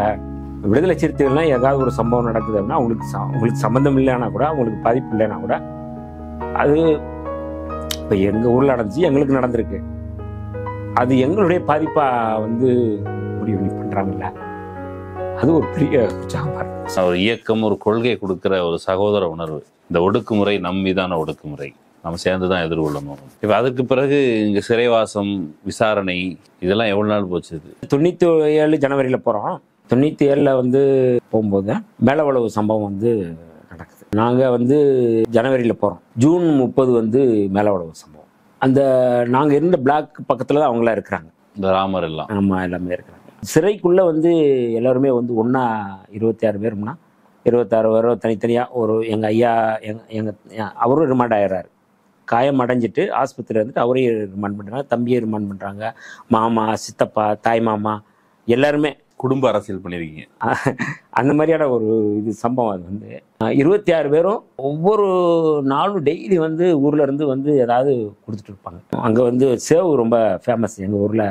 எங்கள் ஊர் பக்கத்தில் சேவு, சீவல், மிக்சரு, அந்த மாதிரி ஒருத்தர் வந்தாங்கன்னா ஒரு வாரத்துக்கு தேவையானது மொத்தமாக வாங்கி கொடுப்பாங்க. அப்படி டெய்லி வருவாங்க. சோறு வாங்கிட்டு வந்து நாங்கள் எல்லாம் வட்டமாக உட்காந்துருப்போம். எல்லாருக்கும் வந்து அவங்களே சேவு வச்சு கொடுப்பாங்க.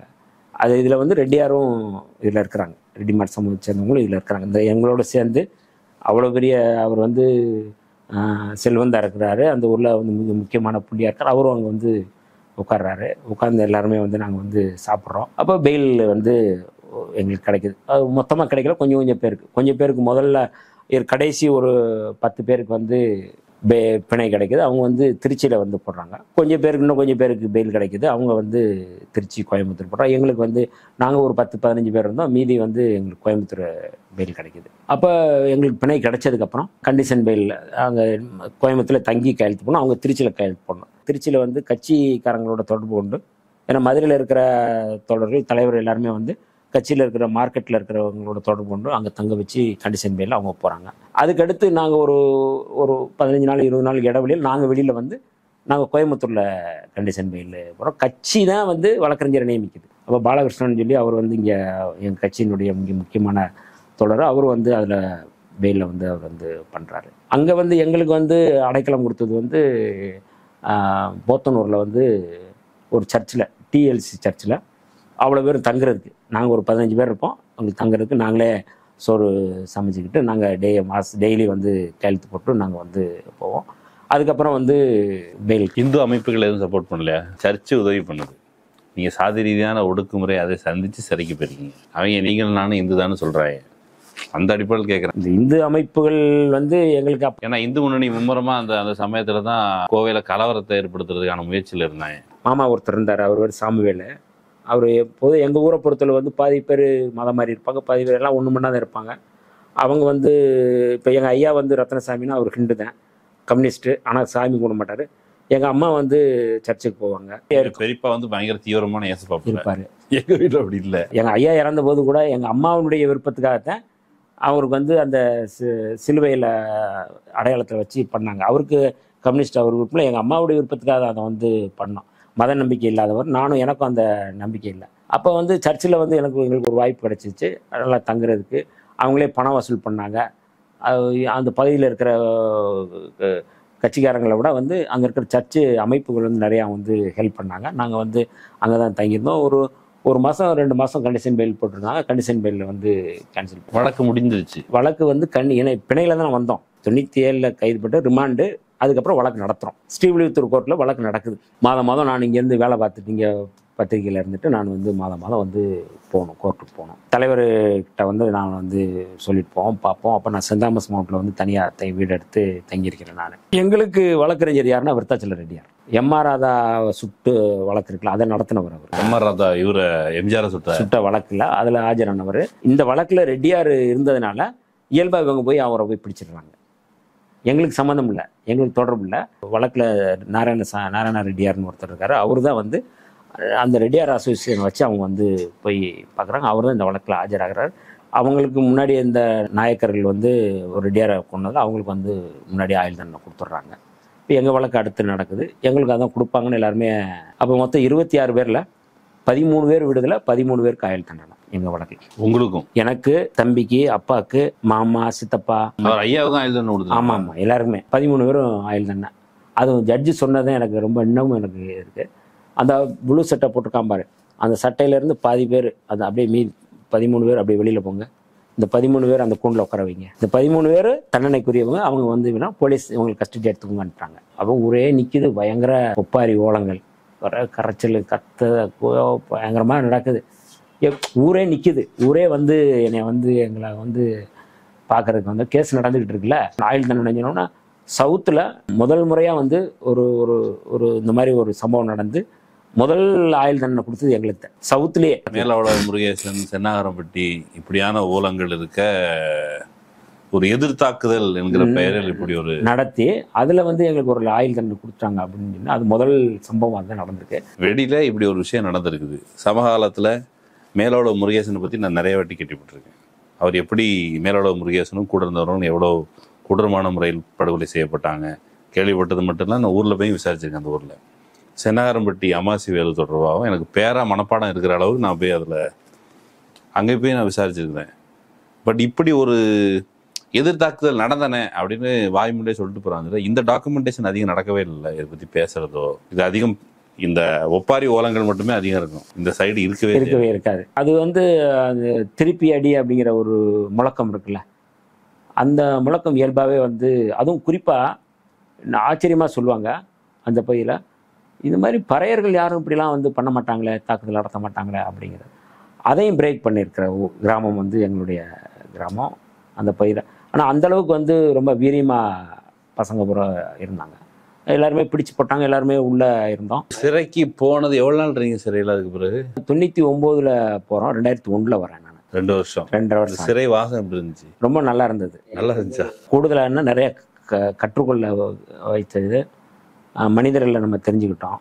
சிறையில் எந்த விதமான அத்துமீறல் அப்படிலாம் இல்லை? நிறையா அங்கே தான் நிறையா நான் வந்து ஃபைட் பண்ணேன். ஆயுள் தண்டனைன்னா யாரும் ஆயுள் முழுக்க இருப்பாங்க அப்படிங்கிறது ஒரு மைண்ட் செட்டு. சின்மையாக வரமாட்டாங்க எல்லாமே வந்து. எங்கள் வீட்டில் 3 பேர், எல்லார் வீட்லேயும் அப்படியே 3 பேர் 2 பேர் அந்த மாதிரி தான் எல்லாருமே. மொத்தம் 13 பேர் போகிறோம். ஆனால் தலைவர் வந்து எங்களை வந்து சிறையில் வந்து பார்த்துட்டு சீக்கிரம் வந்து உன்னை பிணையில் எடுக்கிறதுக்கு, பெயில் எடுக்கிறதுக்கு எல்லாம் ஏற்பாடு பண்ணியிருக்கோம், நீங்கள் வந்து தைரியமாக இருங்கன்னு சொல்லிட்டு போயிடுறாரு.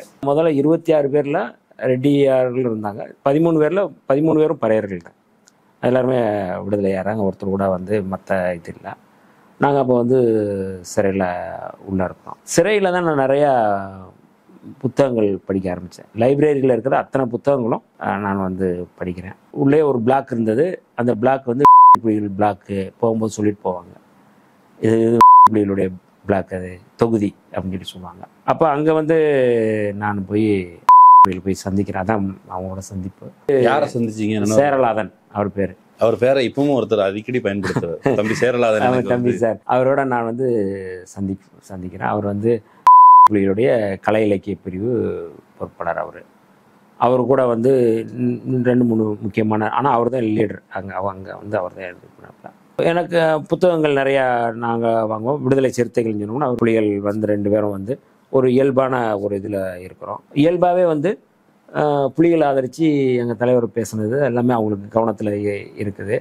சிங்கள சிறுக்கி சந்திரிகாவை கண்டித்து கொடும்பாவி போராட்டம் அப்படிலாம் அறிவிச்சு பண்ணியிருக்கேன். அதெல்லாம் வந்து அவங்களுக்கு ஏற்கனவே நான் சொல்லாமல் அவங்களே வந்து அதை வந்து ரொம்ப திருமாவளவன் அப்படின்னா ரொம்ப அவங்களுக்கு வந்து ரொம்ப ஈர்ப்பாக இருந்தது. அப்போ இயல்பாகவே நான் வந்து அவங்களோட வந்து இணக்கமாகறேன்.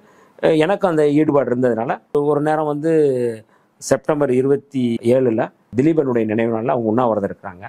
நானும் அவங்களோட சேர்ந்து உள்ளேயே உண்ணாவிரதம் இருக்கிறோம். அப்போ ஒரு இயல்பான எங்களோட வந்து ஒரு உணர்வு ரீதியான ஒரு இணைப்பு. வெளியில் புத்தகங்கள் அவங்க வந்து கொடுப்பாங்க, நானும் புத்தகங்கள் படிப்பேன், அவங்களும் கொடுப்பேன். அந்த மாதிரியான ஒரு இருந்தது. சிறைக்குள்ளே என்னென்னா வந்து ஒரு உதாரணத்துக்கு நான் அப்படியே காலையில் எழுந்திரிச்சு வாக்கிங் போவேன், நடந்து போயிட்டுருப்பேன். ஒரு செல்லை, அதாவது மனநலம் பாதிக்கப்பட்டவங்கள ஒரு செல்லை அடைச்சி வச்சுருக்கிறாங்க. நான் நடந்து போய்கிட்டே இருப்பேன், வாக்கிங் போயிட்டுருப்பேன். அங்கேருந்து ஒருத்தர் கத்துவார், டேய் எல்லாரும் வந்து ஜெயிலு எங்களுக்கு கட்டினதுரா, இங்கே வர்றவங்க பூரா தேவரன்னு சொல்லிக்கோங்க, வந்து இங்கெல்லாம் மற்ற ஜாதிக்காரங்களுக்கெல்லாம் இல்லை, இது எங்களுக்கு கட்டின ஜெயிலு அப்படின்னு வந்து அந்த மனநலம் பாதிக்கப்பட்டவர் வந்து கத்துவார். அப்போ அந்த சிறையினுடைய அப்படியே கட் பண்ணிங்கன்னா இப்போ ஒருத்தர் மேடையில் ஜெயிலே எனக்கு கட்டுறதாண்டா அப்படின்னு சொல்கிறது எனக்கு வந்து நினைவு வருது, ஏன்னு தெரியல. நீங்கள் சொல்கிற கேரக்டர் அந்த கேரக்டர் எல்லாம் ஒன்று தான், மனநலம் பாதிக்கப்பட்ட கேரக்டர் தான். அதனால் வந்து எந்த இது இல்லை. ஆனால் நான் அவரோட நான் உரையாடுவேன், பேசுவேன், அந்த மாதிரி போவேன், ஏதாவது வாங்கி கொடுப்பேன், வாங்கிக்கிடுவார் அப்படின்னா. அப்போ அந்த சிறையை மதுரை மத்திய சிறையை சாதி ரீதியான இது இருக்கும். மொத்தம் வந்து ஒரு 6-7 பிளாக் இருக்குது. ஆயுள் சிறைவாசிகள்லாம் ஒரு சிறையில் 50 பேர் இருப்பாங்க, 40 பேர் இருப்பாங்க, அந்த மாதிரி. அப்போ ஆயுள் சிறைவாசிகள் கூடுவாங்க, அந்த மாதிரியான இருக்கும்.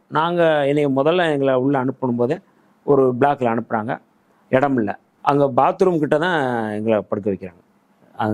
அங்கே ஏற்கனவே சீனியர், எப்படி கல்லூரியில் வந்து ரேக்கிங் பண்ணுவாங்களோ அதுபோல் சிறையில் ஏற்கனவே இருக்கிற சிறைவாசிகள் வந்து என்னடா வழக்கு அப்படின்னு கேட்பாங்க. இந்த மாதிரி என்ன யாராருக்கு சண்டை, ஓஹோ நீங்கள்லாம் வந்து எஸ்சியா, நீங்கள் அங்கே போய் படுங்க அப்படின்னு. அப்போ ஃபஸ்ட்டு அனுபவமே எங்களுக்கு வந்து சிறைக்குள்ளேயும் சாதி ரீதியான பாகுபாட்டோடு தான் நாங்கள் உள்ளே போகிறோம். அதாவது நான் ஒரு ஆளுன்னா பிரச்சனை இல்லை, எங்கள் ஐயாவையும் நான் வந்து கூப்பிட்டு போகிறேன். அந்த அவமானத்தையும் நான் சந்திக்கிறேன். நான் எனக்கு ஏற்பட்ட அவமானம் இல்லாமல் தந்தையினுடைய அவமானத்தையும் நான் வந்து சந்திக்கிறேன். எல்லாருமே அந்த மாதிரியான ஒரு அவமானங்களோடு தான் அந்த பாத்ரூம் கிட்டே படுக்குது. பாத்ரூம் கிட்ட படுக்கிறதுனா படுத்து பார்த்தா தான் தெரியும். வர்றவன் வந்து மிதிச்சுட்டு போவான், வர்றவன் அங்கே வந்து பாத்ரூம் போயிட்டு தண்ணியை வந்து தெளிச்சு விடுவான், அப்படி தூக்கி அடிப்பான். அதெல்லாம் வந்து நம்ம பார்க்கும்போது தான் தெரியும் கொசு பயங்கரமாக முக்கியம். மற்ற இடங்களில் கொசுவை விட இங்கே கொசு அதிகமாக இருக்கும். ஜாதி ரீதியாகவே வந்து அவங்க அங்கே வந்து கூப்பிடுவாங்க, பார்ப்பாங்க, இந்த மாதிரி அவங்கள வர சொல்லுப்பா, கலவர கேஸில் வந்து அவங்கள சொல்லி குத்த வச்சு உட்கார வைப்பாங்க. சிறையில் வந்து நீங்கள் வந்து நம்ம சுயமரியாதையை ஃபஸ்ட்டு நான் ஜெயிலுக்குள்ளே கேட்டில் நுழைஞ்ச உடனே வந்து முதல் சட்டை கழட்ட சொல்லுவாங்க. அவங்க அடினா சாதாரணமாக எல்லாருக்கும் ஒரே மாதிரி ட்ரீட் பண்ணுவாங்க, அந்த மாதிரி இருக்கும்.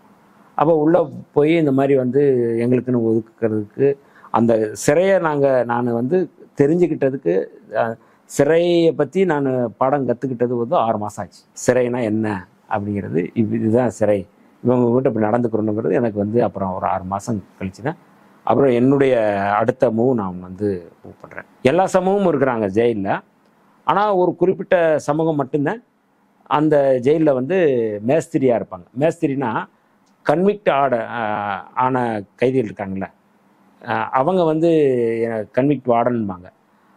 6 வருஷம் 7 வருஷம் ஆன ஆட்களை வந்து அவங்களுக்கு ஒரு தொப்பி கொடுத்து, நீங்கள் மகாநதி படம் பார்த்தீங்கன்னா அந்த படத்தில் அதை வந்து பார்த்தா போதும், அந்த தொப்பி போட்டு பெல்ட் போட்டு அவங்க வந்து ரவுண்ட்ஸ் போவாங்க.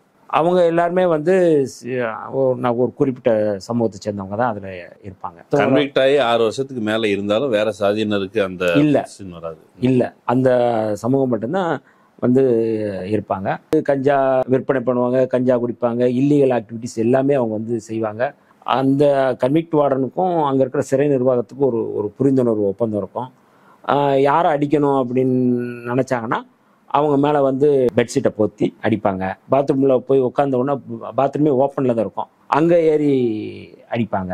ஜாதி ரீதியாக எல்லாமே ஜாதி ரீதியானது. இந்த சமூகத்துக்காரன்னு வந்து நமக்கு ஒரு இருக்கிறாங்க அப்படின்னு சொன்னால் அது மாதிரியான ஒரு இதில் இருப்பாங்க.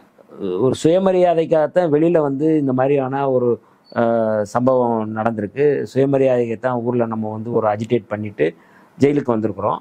ஜெயிலையும் அது நடக்குன்னா ஜெயிலில் நம்ம எப்படி அதை வந்து எதிர்கொள்கிறது அப்படிங்கிறது எனக்கு ஒரு இது இருக்குது, பதட்டமாக இருக்குது. அப்போ நம்ம எப்படி இதை பார்க்குறது அப்படின்னு.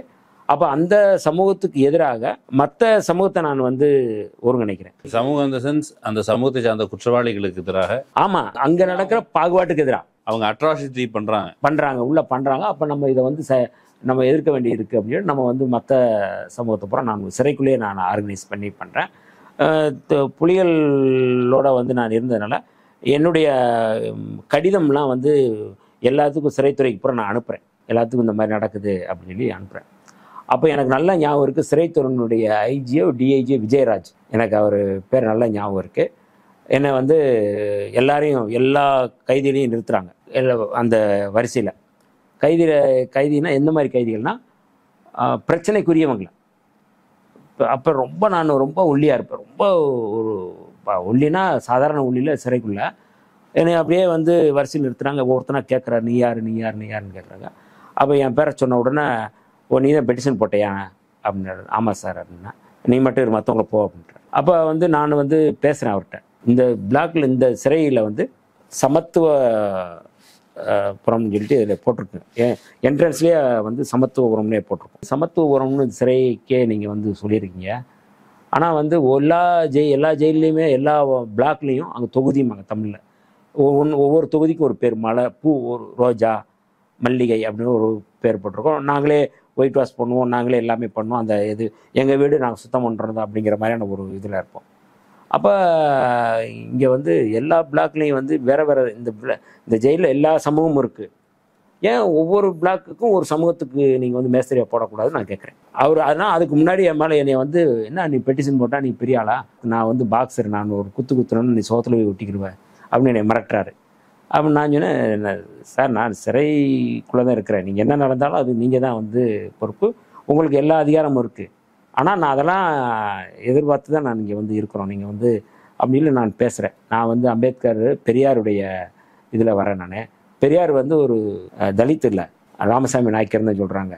அவரை நான் தலைவரை ஏற்றுக்கிட்டு நாங்கள் வரும்போது இதெல்லாம் நான் எதிர்பார்த்து தான் வரோம் சொன்னோன்னா, அவர் அந்த கேஸ்டோட கனெக்ட் ஆகுறாரு. பெரியார் நம்ம எப்படி பார்க்குறோம் அவங்க அதில் கனெக்ட் ஆகுது. பேச அவர் உட்காந்து கேட்குறாரு, நான் இதெல்லாம் பேசுகிறோம் அப்படின்னு. எந்த கட்சி, நீங்கள் என்ன இது அப்படின்னா கட்சி இதெல்லாம் சொன்னோன்னா அவர் ரொம்ப ஆகி, அதாவது எனக்கு 5 மணிக்கு 5:20க்கு சாயங்காலம் வந்து லாக்அப் பண்ணணும். ஆனால் எல்லோரும் லாக்அப் ஆகிட்டாங்க, நான் லாக்அப் ஆகலை. என்னை உட்கார வச்சு அவர் பேசுகிறார், ரொம்ப நேரம் பேசுகிறார். இது சிறைக்குள்ளே என்ன நடக்குதுன்னு என்கிட்ட கேட்குறாரு, நானும் அவர்கிட்ட பேசுகிறேன். பேசுனா 6 மணி ஆச்சு, 6:30 ஆச்சு, நீ லாக்அப் பண்ணாமல் இருக்கிறாரு. எல்லோரும் வந்து ஜெயிலர்லேருந்து, ஏன்னா இவர் டிஐஜி, எல்லோரும் வெளியில் வந்து எல்லோரும் நிற்கிறாங்க. அப்புறம் என்னை வந்து ஒரு மணி நேரம் 1.5 மணி நேரம் கழிச்சு என்னை கூப்பிட்டு வந்து என்னை வந்து அவர் கையை என் மேலே தோல் போட்டு என்னை கூப்பிட்டு வர்றாரு. சிறையில் இருக்க எல்லாருமே பார்க்குறாங்க, அதிகாரி எல்லாருமே பார்க்குறாங்க. போட்டு அவரே லாக்அப் திறந்து என்னை உள்ளே அனுப்பிட்டு அப்புறம் எல்லோரும் என்னை வந்து கேட்குறாங்க, என்ன பேசுனீங்கன்னு ஜெயிலில் இருக்க அதிகாரியிலேருந்து நான் வந்து இது மாதிரி சொன்னாங்க அப்படின்னு சொல்லி சொன்னேன். அப்போ வந்து மறுநாள் காலையில் ஜெயில் நிர்வாகம் வந்து ஒவ்வொரு பிளாக்கும் ஒரு கேஸ்ட்டை வந்து போடணும்னு சொல்லிட்டு அப்புறம் வந்து முடிவு பண்ணுறாங்க. அப்போ என்கிட்ட வந்து கேட்குறாங்க, இந்த நம்ம பிளாக் யாரை போடுறது அப்படின்னா. அப்போ அங்கே வந்து ஒரு அருந்ததியர் ஒருத்தர் வந்து ஒரு மர்டர் கேஸில் வந்து ஆயுள் சிறைவாசியாக 9 வருஷத்துக்கு மேலே இருக்கிறாரு. அவர் சண்முகம் அவர் பேர், எனக்கு நல்லா ஞாபகம் இருக்குது. அவரை வந்து நீங்கள் போடுங்கன்னு சொல்லிட்டு அவரை வந்து நான் வந்து போடுறோம். இது வந்து கூடுதல் ஆகிட்டே இருக்குது. திடீர்னு ஒரு நாள் வந்து இதை எல்லாமே போய் எங்கள் ஐயாட்ட போய், எங்கள் ஐயா வந்து வேற ஒரு பிளாக்கில் இருக்கார், அவர்கிட்ட போய் சொல்கிறாங்க, இந்த மாதிரி உங்கள் பையனால் ஜெயிலே வந்து கலவரம் ஆக போகுது. கலவரம் ஆனிச்சுன்னா என்ன ஆகும்னா எல்லாருக்கும் அடி விழுகும். அது மாதிரியான ஒரு பனிஷ்மெண்ட்டு தாங்க. தப்பு பண்ணவன் தப்பு பண்ணாதவன்லாம் இல்லை, எல்லாத்துக்கும் அடி அப்படிங்கிற மாதிரி. அப்போ வந்து பயங்கரமாக அவரை வந்து கொடுக்குறாங்க. நான் ஒரு நாள் உட்காந்து டிவி பார்த்துக்கிட்டு இருந்தேன். டிவி பார்த்துட்டு அங்கே வந்து ஒரு கோயம்புத்தூர்லேருந்து ஒரு ஆர்எஸ்எஸ்காரன் வந்து அந்த ஜெயிலில் இருக்கிறான். அவனுக்கும் எனக்கும் பிரச்சனை ஆகுது. பிரச்சனை ஆனவுடனே இவர் வந்து நேராக வந்தோடனே என்னை வந்து உள்ளே வந்து எல்லோரும் முன்னாடி என்னை வச்சு அடிக்கிறார். அப்பா, இது ஒன்றால் தான் வந்து இந்த மாதிரி ஆணிச்சு, இங்கேயும் வந்து இப்போ எங்களுக்கு நிம்மதியாக இருக்க விட மாட்டேறா அப்படின்னு சொல்லி இது பண்ணுறாரு. அப்புறம் நான் எதுவுமே பேசலை, அப்படியே அமைதியாக இருந்தேன். நான் வந்து கொஞ்சம் நேரம் கழித்து ஜெயிலில் போய் எனக்கு வேறு ஜெயிலில் மாற்றி கொடுங்கன்னு சொல்லிட்டு நான் போய் கேட்குறேன். இது எதுக்குன்னா இப்போ அவங்களுக்கு எதுவும் நம்ம நெருக்கடி ஆகக்கூடாது, நம்ம சிரமம் ஆகக்கூடாது அப்படின்னு சொல்லி. அப்போ என்னை ஜெயிலில் மாற்றி கேட்கணும், எல்லோரும் சந்தோஷமாயிடுறாங்க. ஜெயிலர் எல்லாருமே வந்து சரி பிரச்சனைக்குரியவன் எங்காவது வேறு ஜெயிலுக்கு போட்டலாம் அப்படின்னு சொல்லி இது பண்ணுறாங்க. ஆனால் டிஐஜி வந்து எனக்கு மாற்றக்கூடாதுன்ட்டார், இங்கே இருக்கட்டும் சொல்லி சொல்கிறாரு. இது இது இது இது வந்து ஒரு சிறைக்குள்ளே எனக்கு ஏற்பட்ட ஒரு பெரிய அங்கீகாரம். ஆமாம், ஊருக்குள்ளே அல்லது சிறைக்கு வெளியில் வந்து என்னுடைய போராட்டம் வந்து எப்படி நடந்ததோ அது சிறைக்குள்ளேயே நான் நடத்துகிறேன். அம்பேத்கர் சாதியவே ஒரு சிறைக்கூடம் தான் சொல்றாரு. இது இந்தியா வந்து சாதிகளினுடைய சிறைக்கூடம்னு நான் சொல்கிறேன். அப்போ தலைவர் ஒரு முறை என்னை வந்து பார்க்க வரும்போது ஜெயிலர் அவர்கிட்ட சொல்கிறார், ஜெயிலரை தலைவர்கிட்ட கொஞ்சம் சொல்லி வச்சுட்டு போங்க, ஒரு பிரச்சனையாக இருக்குது அப்படின்னா. அப்புறம் தலைவர் சொல்கிறார், அட்வைஸ் இருக்கிற வர கவனமாக இருந்துட்டு வாப்பா அப்படின்னு சொல்லி அவர் வந்து சொல்கிறாரு. இப்போ இந்த சூழலில் வந்து முதல்ல ஒரு 13 பேரில் ஒரு 6-7 பேருக்கு பெயில் கிடச்சிருக்கு. ஆயில் சிறையில் ஆயில் முழுக்க இருக்கணும்னு சொல்லி எல்லாரும் நம்பிக்கிட்டு இருக்கிற ஒரு சூழலில் ஆயில் சிறைவாசியில் முதல் முறையாக வந்து பெயில் கிடைக்குது அந்த சவுத்தில் வந்து. அப்படின்னா எல்லாருக்கும் ஒரு நம்பிக்கை வந்துடுது, போயிடுறாங்க. அதுக்கடுத்து ஒரு 2-3 பேர் போயிடுறாங்க. நான் எங்கள் ஐயா இன்னும் ஒரு 3 பேர் மட்டும்தான் லாஸ்ட்டாக இருக்கிறோம். முதல் 3 அக்யூஸ்டுகள் மட்டும், குற்றவாளிகள் மட்டும் உள்ளே இருக்கிறோம். நான் வந்து ஹைகோர்ட்டில், இது ஹைகோர்ட் பெயில்.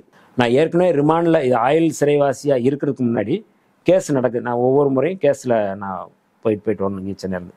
அப்போ தலித் முரசு பத்திரிகை ஆஃபீஸ்க்கு நான் போவேன், எழுதுவேன். எப்போ இது? தண்டனைக்கு முன்னாடி. இது ஆயில் சிறைவாசி தண்டனைக்கு முன்னாடி கேஸ் நடக்குதுல்ல. ஏற்கனவே பத்திரிகை வேலை பார்த்துட்டீங்க, அந்த தொடர்பு. ஆமாம், கேஸ் நடந்துக்கிட்டு இருக்கு. நான் ஒவ்வொரு மாதமும் கேஸில் போய்கிட்டு இருக்கேன். அதாவது ஆயில் தண்டனை கொடுக்கறதுக்கு முன்னாடி நான் அந்த ரிமாண்ட்லேருந்து வந்த உடனே தலைவர் என்ன பண்ணுறாரு, என்னை வந்து ஹியூமன் ரைட்ஸுன்னு சொல்லிட்டு ஒரு அமைப்பு வந்து ஹென்ரி தியாகராஜ் வச்சுருந்தார் சென்ட் தாமஸ் மவுண்ட்டில். அதில் வந்து ஒரு என்ஜிஓ, அதில் வந்து என்னை சேர்த்து விட்றாரு. பத்திரிகையில் போய் நம்ம கேஸ் ஆகிடுச்சு, பத்திரிகையில் போய் சேர முடியாதுன்னு சொல்லிட்டு நம்ம அதில் போகிறோம். அதாவது 99 அந்த தண்டனைக்கு முன்னாடி 97 அந்த காலகட்டத்தில் ஒரு 97 நடக்குது. அதுக்கப்புறம் பெயில் 6 மாதம் கழிச்சு வரும். அந்த இடையில ஒரு 6 மாதத்தில் அப்போ வந்து அவர்கிட்ட நம்ம ஒர்க் பண்ணும்போது தலித் முரசுக்கும் நான் போவேன். அப்போ தான் வந்து நான் வந்து என்னுடைய இணையர் அங்கே வந்து நான் வந்து சந்திக்கிறேன். அவங்க வந்து என்னுடைய இதெல்லாம் கேட்குறாங்க, என்ன வர்றாரு ஒரு மாதம் கோர்ட்டுக்கு போகிறாரு என்ன அப்படின்னு என்னுடைய இதை. அப்போ நீங்கள் எப்படி ஒரு உற்சாகமான மனுஷராக இருந்தீங்களா, அல்லது இந்த ஜெயிலு கேஸை நடத்துறதுக்கு எனக்கு பணம் தேடல்? ஏன்னா நான் ஒரு ஆள் இல்லை, நான் உள்ள இருக்கிறது பற்றி பிரச்சனை இல்லை. கூடுதல் 12 பேர் இருக்கிறாங்க, அடுத்த 12 பேர் இருக்கிறாங்க. அதில் பூரா உறவினர்கள், உறவுக்காரங்க, அவங்ககிட்ட பூரா நான் நம்பிக்கை கொடுக்குற கட்சி இருக்குது, தலைவர் இருக்கிறார், கட்டாயம் நம்மளை காப்பாற்றுவார், நீங்கள் தைரியமாக இருங்க. ஒவ்வொரு முறையும் போவோம். நான் ஊருக்கு போகிறேன்னா ஊரில் வந்து உடனே வந்து ரிலேட்டிவ் எல்லாருமே சர்ச்சில் உட்காந்து ப்ரேயர் பண்ணுவாங்க. இந்த மாதிரி வந்து எனக்கு விடுதலை ஆகணும், கர்த்தர் தான் எங்களை காப்பாற்றிட்டு இருக்கிற மாதிரி அவங்க வந்து பண்ணுவோம். எனக்கு வந்து அதில் வந்து பெருசாக வந்து நம்பிக்கை இல்லைன்னா ஊரில் வந்து எங்கள் அம்மாலாம் ஜெபம் பண்ணிகிட்டே இருப்பாங்க. எங்கள் அத்தை ஒருத்தவங்க இருக்காங்க, அவங்க ஜெபம் பண்ணுவாங்க. எல்லாருமே ஜெபம் பண்ணிகிட்டு இருப்பாங்க. கூட மனோகரன், அவன் மாப்பிள்ளை ஒரு பையன், அவன் வந்து அவங்க அம்மா வந்து அவங்க அம்மா அப்பா எல்லாருமே ஜெபம் பண்ணிகிட்டே இருப்பாங்க. இப்படி ஒரு ஒரு ஒரு ஒரு ஒரு எப்படின்னா எங்களுக்காக நாங்கள் எந்த தப்பும் செய்யலை, இந்த தப்பு செய்யாத பிள்ளைங்க வந்து ஜெயிலுக்கு போயிருக்கிறாங்க, இந்த பிள்ளைங்க வந்து காப்பாற்றணும் அப்படிங்கிற லெவலுக்கு வந்து அவங்க வந்து மன்றாடுவாங்க. ஆனால் சிலுவையை சுமக்கிறது நீங்களோ அல்லது விடுதலை சிறுத்தைகள் கட்சியோ அந்த திருமாவதான சுமந்தது? ஆமாம், என்னன்னா மக்களுக்காக நம்ம வந்து போயிருக்கிறோம் அப்படிங்கிறதா இருந்தது. மக்களுக்காக நம்ம வந்து எவ்வளோ கஷ்டங்களை பார்க்குறோம், எவ்வளோ நம்ம படிக்கிறோம். அப்போ இது வந்து ஒரு விடுதலைக்காக, சமூக விடுதலைக்காக ஒரு பங்களிப்பு. இதை நம்ம வந்து கட்டாயம் நம்ம வந்து எதிர்கொள்ளணும். அந்த இடத்துல கேட்டேன், நீங்கள் தலித் முரசுக்கு போகிறீங்க, உங்கள் இணையரை பார்க்குறீங்க, இணையரை பார்த்த சமயத்தில் ஒரு உற்சாகமான மனுஷனா ரொம்ப சந்தோஷமாக சிரிச்சுக்கிட்டு ஒரு ஏதாவது சிரிக்க வச்சுக்கிட்டு அப்படியான சூழல் நீங்கள் அன்றைக்கி இல்லை. பண நெருக்கடி, அப்புறம் ஒரு பக்கம் வழக்கு, என்ன பேசிப்பீங்க? புனித பாண்டியன் சார் வந்து எப்படின்னா, நான் போகிறதுக்கு வந்து செலவு கொடுப்பாரு. பேருந்தில் போகிறது தான், வாய்தாக்கு போகிறதுக்கு போவோம். சில நேரங்களில் வந்து இவங்க என்ன இப்போ அவங்க இணையராக இருக்கிற முன்னாடி அவங்க ஃப்ரெண்டு தானே, ஒரு நட்பு ரீதியாக தான் இருப்பாங்க. அப்போ அவங்ககிட்டே நான் வந்து அவங்களே காசு கொடுப்பாங்க, செலவுக்கு காசு கொடுப்பாங்க. அப்போ அது எனக்கு ஒரு பெரிய உற்சாகம் இதாக இருந்துச்சு. அப்போ வந்து அதுக்கு அந்த இடைப்பட்ட நேரத்தில் நிலா தொலைக்காட்சியில் எனக்கு ரபி பெர்னாட் சார் டிவி ஆரம்பிக்கும் போது அந்த டிவியில் நானும் வந்து வேலை கிடச்சிது. நான் அங்கே வந்து ஒர்க் பண்ணிகிட்ருக்கேன். அங்கே ஒரு ஒரு ஒரு மிஞ்சி மிஞ்சி போனால் ஒரு 6 மாதம் அந்த இதில் நான் ஒர்க் பண்ணியிருப்பேன். நான் அந்த சேனலில் ஒர்க் பண்ணியிருப்பேன். அப்போ வந்து சொல்லிட்டு போகிறேன் என்னுடைய இணையர்கிட்ட. நான் இணையர் ஆகிறதுக்கு முன்னாடி அவங்ககிட்ட சொல்கிறேன். நான் அப்போ லவ் அப்படிங்கிறது எதுவுமே இல்லை. லவ் பண்ணுறேன் அப்படின்னு சொல்லலை, எதுவுமே பேசலை. நண்பர் இந்த இதில் வந்து ரொம்ப அக்கறையாக இருப்பாங்க, இந்த மாதிரியான ஒரு இதில் இருப்பாங்க. அப்போ வந்து நாளைக்கு எனக்கு ஜட்ஜ்மெண்ட்டு, நான் வந்து இதில்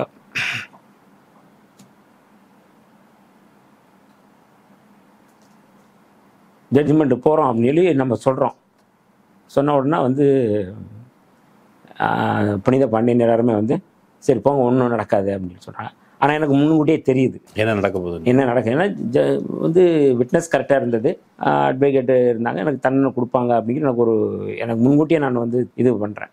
அப்போ கோர்ட்டுக்கு போனோம், எனக்கு தண்டனை கொடுத்துட்றாங்க. நம்ம வந்து இவங்க என்ன சொன்னாங்க, உங்கள் ஒய்ஃப் என்ன சொன்னாங்க? புனித பாண்டியன் தொடர் சொன்னார், சரி போயிட்டு வாங்க ஒன்றும் பிரச்சனை இல்லைன்ட்டு. இவங்க ஏதாவது சொல்லியிருப்பாங்க, என்ன சொல்லி அனுப்புனாங்க? நான் போயிட்டு வரேன்னு தானே சொன்னேன். நான் அவங்க என்ன சொன்னாங்க? அவங்களுக்கு தெரியாதுல்ல, யாருக்குமே தெரியாது. அதை எனக்கு மட்டும் தெரியும், இந்த மாதிரி தண்டனை கொடுப்பாங்க அப்படின்னு நமக்கு தெரியும், அவங்களுக்கு தெரியாது. இப்போ நகர பகுதியில் இருக்கிறவங்களுக்கு ஒன்றுமே தெரியாதுல்ல, எதுவுமே தெரியாது. நான் வந்து அப்படியே ஒரு ஜாலியாக தான் எப்போவுமே வந்து ஒரு எந்த இது இருந்தாலும் நான் வெளியில் ஒரு பெருசாக காட்டிக்கிற மாட்டேன். காசு இல்லைனாலும் அதை வந்து இல்லை எனக்கு அது பண்ணுங்க அப்படின்லாம் நம்ம சொல்கிறது இல்லை. எல்லாமே வந்து நம்ம தலைவர்கிட்ட கேட்டு வாங்குவோம், போகும்போது செலவுக்கு வாங்குவோம். அவர் புனித பாண்டியன் கொடுப்பார். அந்த நேரத்தில் அவர் பெரிய பேருதவி செஞ்சார். அப்போ இதெல்லாம் வந்து நம்ம வந்து ஊருக்கு போகும்போது முதல் நாள் கோர்ட்டில் ஆஜராகிறோம். ஆஜரானோடனே உங்களுக்கு நாளைக்கு தண்டனை அப்படின்னு சொல்லிடுறான். அது எப்பயுமே ஜட்ஜ்மெண்ட் அப்படி தான் ரிசர்வ் பண்ணிடுவாங்க, ரிசர்வ் பண்ணுவாங்க. அப்போ 2 நாள் கழித்து நான் வந்து தண்டனைக்கு கொடுக்குறாங்க அப்படின்னு அதாவது நீங்கள் குற்றம் செஞ்சுருக்கிறீங்க, உங்களுக்கு தண்டனை இருக்குது அப்படின்னு சொல்லிடுறாங்க. ஆனாலும் நம்ம வந்து ரிசர்வ் பண்ணாலும் நம்ம வரலாம். அப்போ வீட்டில் எல்லாம் ஃபோன் இல்லை. அப்போ ஒரு ரெடியார் வீட்டிலேருந்து நான் அவங்க வீட்டில் ஃபோன் பண்ணி இந்த மாதிரி சொல்கிறேன், எங்கள் ஃப்ரெண்டு வீட்டில் இந்த மாதிரி 2 நாள் நாளைக்கும் நாளை மறுநாளும் எனக்கு ஜட்ஜ்மெண்ட் வருது, நான் வரமாட்டேன்னு நினைக்கிறேன், நான் எனக்கு தண்டனை கொடுப்பாங்க அப்படின்னு சிரிச்சுட்டே சொல்கிறேன். அவங்களும் வந்து அது ஒன்று லைஃப் கொடுப்பாங்கன்னு தெரியாதுல்ல. அப்போ தண்டனை கொடுத்ததுக்கப்புறம் அவங்களுக்கு வந்து தகவல் போகுது, இந்த வழக்கில் வந்து ஒரு ஆயுள் சிறைவாசிகள் ஆகிருக்காங்க அப்படின்னு அவங்களுக்கு வந்து தெரியுது.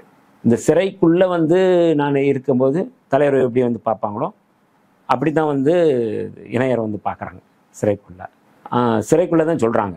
இப்போது நீங்கள் சிறைக்கு போகிறீங்க, உங்கள் மேலே ஒரு குற்றம் சுமத்தப்பட்டு உங்களுக்கு தண்டனையும் வழங்கப்படுது, நீங்கள் சிறைக்கு போயிட்டீங்க. அவங்க எவ்வளோ நாள் கழிச்சு அவங்கள வந்து பார்த்தாங்க? இந்த இடைப்பட்ட காலத்தை அவங்கள மிஸ் பண்ணிடலாம் நீங்கள். ஐ மீன் நிறைய அம்மா அப்பா வீட்டில் இருக்க அப்பா அவங்க கூட இருக்கிறாரு, யாரை மிஸ் பண்ணீங்க? இவங்கள மிஸ் பண்ணீங்களா? மிஸ் பண்ணுறது இல்லை, நமக்கு அப்போ ஒன்றுமே இல்லை, லவ் இல்லை, ஒன்றுமே இல்லை, பேசுகிறோம் அவ்வளோதான். பெரிய அளவில் நான் வந்து மிஸ் பண்ணுறது அப்படிங்கிறது எதுவும் இல்லை. ஏன்னா எனக்கு எந்த எதிர்பார்ப்போ இல்லைன்னா வெளியில் இந்த மாதிரி ஏதாவது ஒரு வேலை வச்சுருக்குறோம் அப்படிலாம் நம்ம வந்து சொல்லலை. நம்ம முழுக்க இந்த சமூகத்துக்கு நம்ம அர்ப்பணிச்சிருக்கிறோம். அதனால் எனக்கு எந்த எதிர்பார்ப்போ பெண்டிங்கோ எதுவுமே இல்லை. தலைவர் வந்து பார்ப்பார் அப்படிங்கிறதுல அவரும் வந்து உடனடியாக வந்து பார்த்தாரு. தோழர்கள் எல்லோரும் வந்து பண்ணாங்க. அது எனக்கு ஒரு பெரிய பக்கபலமாக இருந்துச்சு, எல்லாமே இருந்தது. ஆனால் எனக்கு கடிதம் எழுதிட்டே இருப்பாங்க. அந்த கடிதம் எனக்கு வந்து பெரிய ஒரு எப்படின்னா ஒரு எனர்ஜியாக இருக்கும். ஏதாவது வரிகள் நினைவு இருக்குதா? வரிகள் ஒன்றும் ஞாபகம் இல்லை, ஆனால் ஒரு எனர்ஜியாக இருக்கும். எனக்கு கடிதத்தை பாதுகாத்து வச்சுருக்கீங்க? கடிதம் இருக்குது, இப்போ இருக்குன்னு நினைக்கிறேன். அது வீட்டில் இருக்கும், அல்ல எடுத்து வச்சுருக்காங்கன்னு நினைக்கிறேன். பசங்க கூட அதை அவங்க பார்த்தாங்க. கடிதம் வந்து எனக்கு ஒரு இவங்க தான் அந்த தலித் மோசனுடைய டிசைனர். இவங்க தான் அதில் டைப் பண்ணுறது, அந்த டிசைன் லேஅவுட் எல்லாமே அவங்க பண்ணுவாங்க, நல்லா எழுதவும் செய்வாங்க. அப்போ எல்லாமே டைப் பண்ணி தான் அனுப்புவாங்க. பொதுவாக சிறைக்குள்ளே வந்து கடிதங்களை வந்து சென்சார் பண்ணி தானே அனுப்புவாங்க. வர கடிதத்தை சென்சார் பண்ணி அனுப்புவாங்க. இப்போ எனக்கு கடிதத்தை வந்து முதல் கடிதம் வந்து வந்த உடனே கடிதம்னு வந்தால் இது ஒன்று தான் எனக்கு, வேறு யாரும் எனக்கு கடிதம் பண்ண மாட்டாங்க. தலைவர் வந்து ஒரு முறை எனக்கு கடிதம் அனுப்பியிருக்கிறாரு. அந்த கடிதம் தைரியமாக இருப்பா அப்படின்னு சொல்லி எனக்கு ஒரு கடிதம் அனுப்பியிருந்தார். அதுவும் இருக்குன்னு நினைக்கிறேன். ஆனால் இந்த கடிதம் தான், இந்த கடிதத்தில் வந்து காதல் தொடர்பாகவே எதுவும் இருக்காது. எப்படி இருக்கீங்க என்னன்னு டைப் பண்ணி அனுப்புவோம். ஏன்னா அவங்க கம்ப்யூட்டர் தானே டைப் பண்ணி அனுப்புகிறாங்க, அனுப்பி பண்ணுவாங்க. திடீர்னு ஒரு நாள் வந்து அவங்க அம்மாவோட வந்து என்னை பார்க்க வந்தாங்க.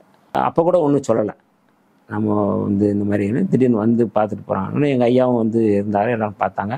மெட்ராஸ்லேருந்து வந்திருக்கிறாங்க, பார்க்க வந்திருக்கிறாங்க அப்படின்னா அப்போ கூட வந்து ஒன்றும் தெரியாது. நீங்கள் கோயம்புத்தூர்ல இருக்கிறீங்க? இல்லை, இங்கே மதுரை மத்திய சிறை. மதுரை மத்திய சிறையில் இருக்கான். அப்போ கூட வந்து சொல்லலை. அதுக்கப்புறம் வந்து கடிதத்தில் வந்து அவங்க ஒரு கடிதத்தில் குறிப்பிடுறாங்க இந்த மாதிரி, அந்த வரியும் ஞாபகம் இல்லை. ஆனால் வந்து அதை வந்து சொன்ன விதம் எனக்கு பிடிச்சிருந்தது. ஆனால் எப்போ வருவேன் அப்படிங்கிறது நமக்கு தெரியாது.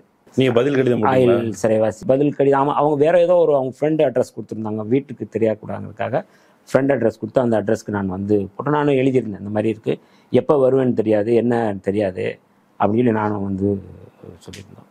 ஒரு ஏறக்குறைய வந்து அந்த அந்த கடிதங்கள் எல்லாமே எனக்கு வந்து ஒரு பெரிய திரும்ப படிப்பேன். கூடுதல் என்னென்னா வந்து ஒரு எனர்ஜியாக இருக்கும், அந்த நமக்கு ஒரு உற்சாகமாக இருக்கும் அந்த கடிதங்கள். இப்போ படிக்கிறது, புத்தகங்கள் படிக்கிறது, வாக்கிங் போகிறது, சிறைக்குள்ளே வந்து வர்றவங்கள சந்திக்கிறது, ஜாதி ரீதியாக பாதிக்கப்பட்ட தோழர்கள் யாராவது வந்தோன்னா புதுசாக வர்றவங்களுக்கு கூப்பிட்டு நம்ம வந்து எப்படி அவங்களுக்கு அடைக்கலம் கொடுக்குறது, இந்த மாதிரி நேரத்துலையும் இது எனக்கு ஒரு புதிய ஒரு வாழ்வதற்கான ஒரு உற்சாகம் இருந்தது, சிறைக்குள்ளே இருந்தது. இப்போ பொதுவாக வந்து கிராமங்களில் ஒரு ஆயுள் சிறைவாசி இருந்தாங்கன்னா அவங்களுக்கு வந்து பொண்ணு கூட கொடுக்க மாட்டாங்க.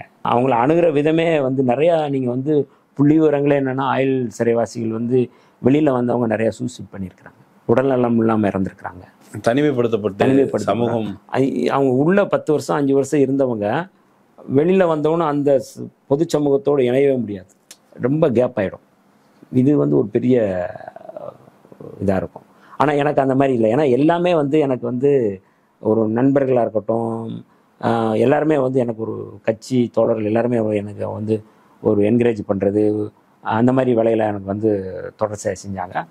அப்போ 2001 வந்து நான் வந்து வெளியில் வரேன். நான் பிணை வந்து ஹைகோர்ட்டில் எனக்கு கொடுத்து. வெளியே வந்து எவ்வளோ நாளில் கல்யாணம் முடிஞ்சது? 2001 வந்து செப்டம்பர் 7 வந்து எனக்கு வந்து திருமணம். வந்து நான் தள்ளி போட்டுகிட்டே இருந்தேன்.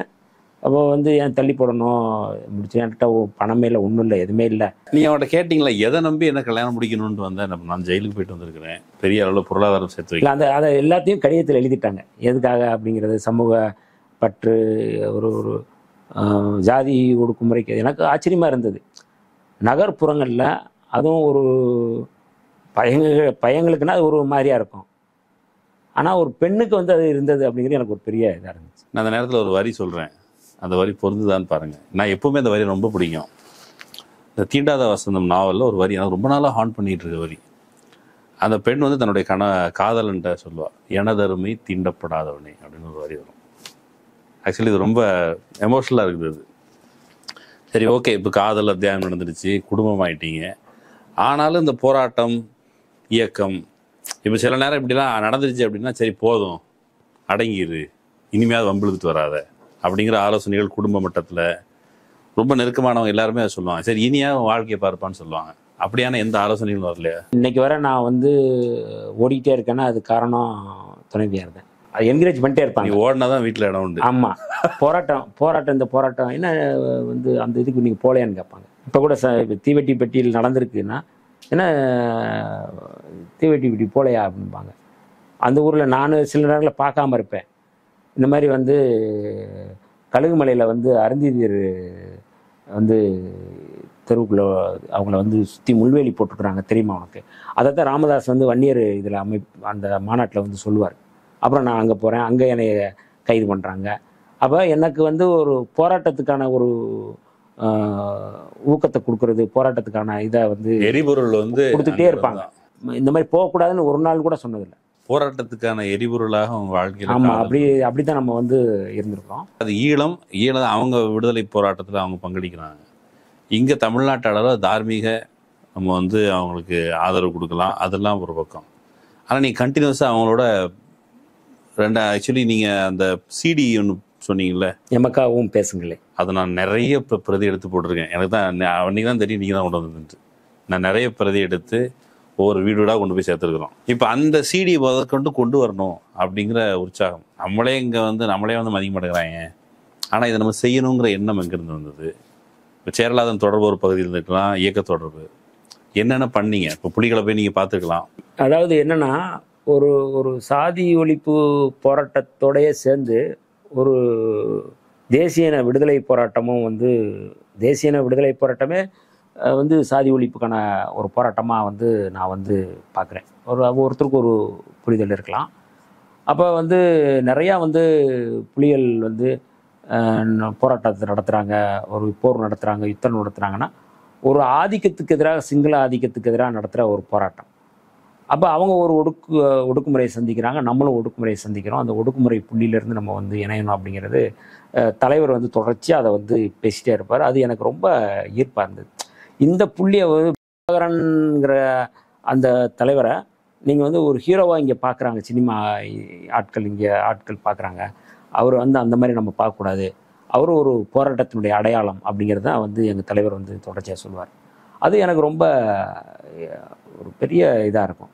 எப்போவுமே வந்து இந்த புலிகள் இது இதாக இருக்கட்டும், போராட்டமாக இருக்கட்டும், ஈழ விடுதலையாக இருக்கட்டும், விடுதலை சிறுத்தைகள் சார்பாக நடத்துகிற போராட்டங்கள் எல்லாமே வந்து பயங்கர தீவிரமாக தலைவர் இருப்பார். பெரிய ஆச்சரியமாக இருக்கும். அது ஒரு பொருளியல் சிக்கலை தாண்டி பெரிய பெரிய மாநாடுகள் நடத்துகிறதா இருக்கட்டும், போராட்டங்கள் நடத்துகிறதா இருக்கட்டும், சிங்கள தூதரகம் முற்றுகை போராட்டமாக இருக்கட்டும், எல்லாமே எனக்கு வந்து ஒரு பெரிய எனர்ஜியாகவே இருக்கும். அது போராட்டம்னா அது எனக்கு ஒரு பெரிய எனர்ஜி தான். எந்த இடத்துலையும் நம்ம வந்து போகிறோம், என்ன நடக்குங்கிறது ரெண்டாவது.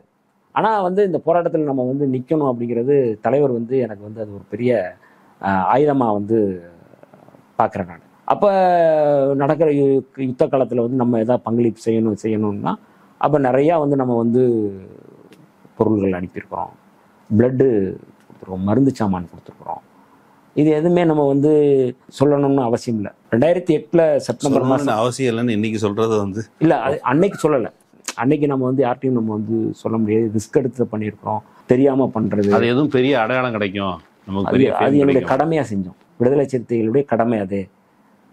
ஒரு விடுதலை போராட்டத்தில் நம்ம பங்களிப்பு இருக்கணுங்கிற, நம்மளும் ஒரு விடுதலை போராட்டத்தை நடத்துகிறோம், அவங்களும் ஒரு விடுதலை போராட்டத்தை நடத்துகிறோம்.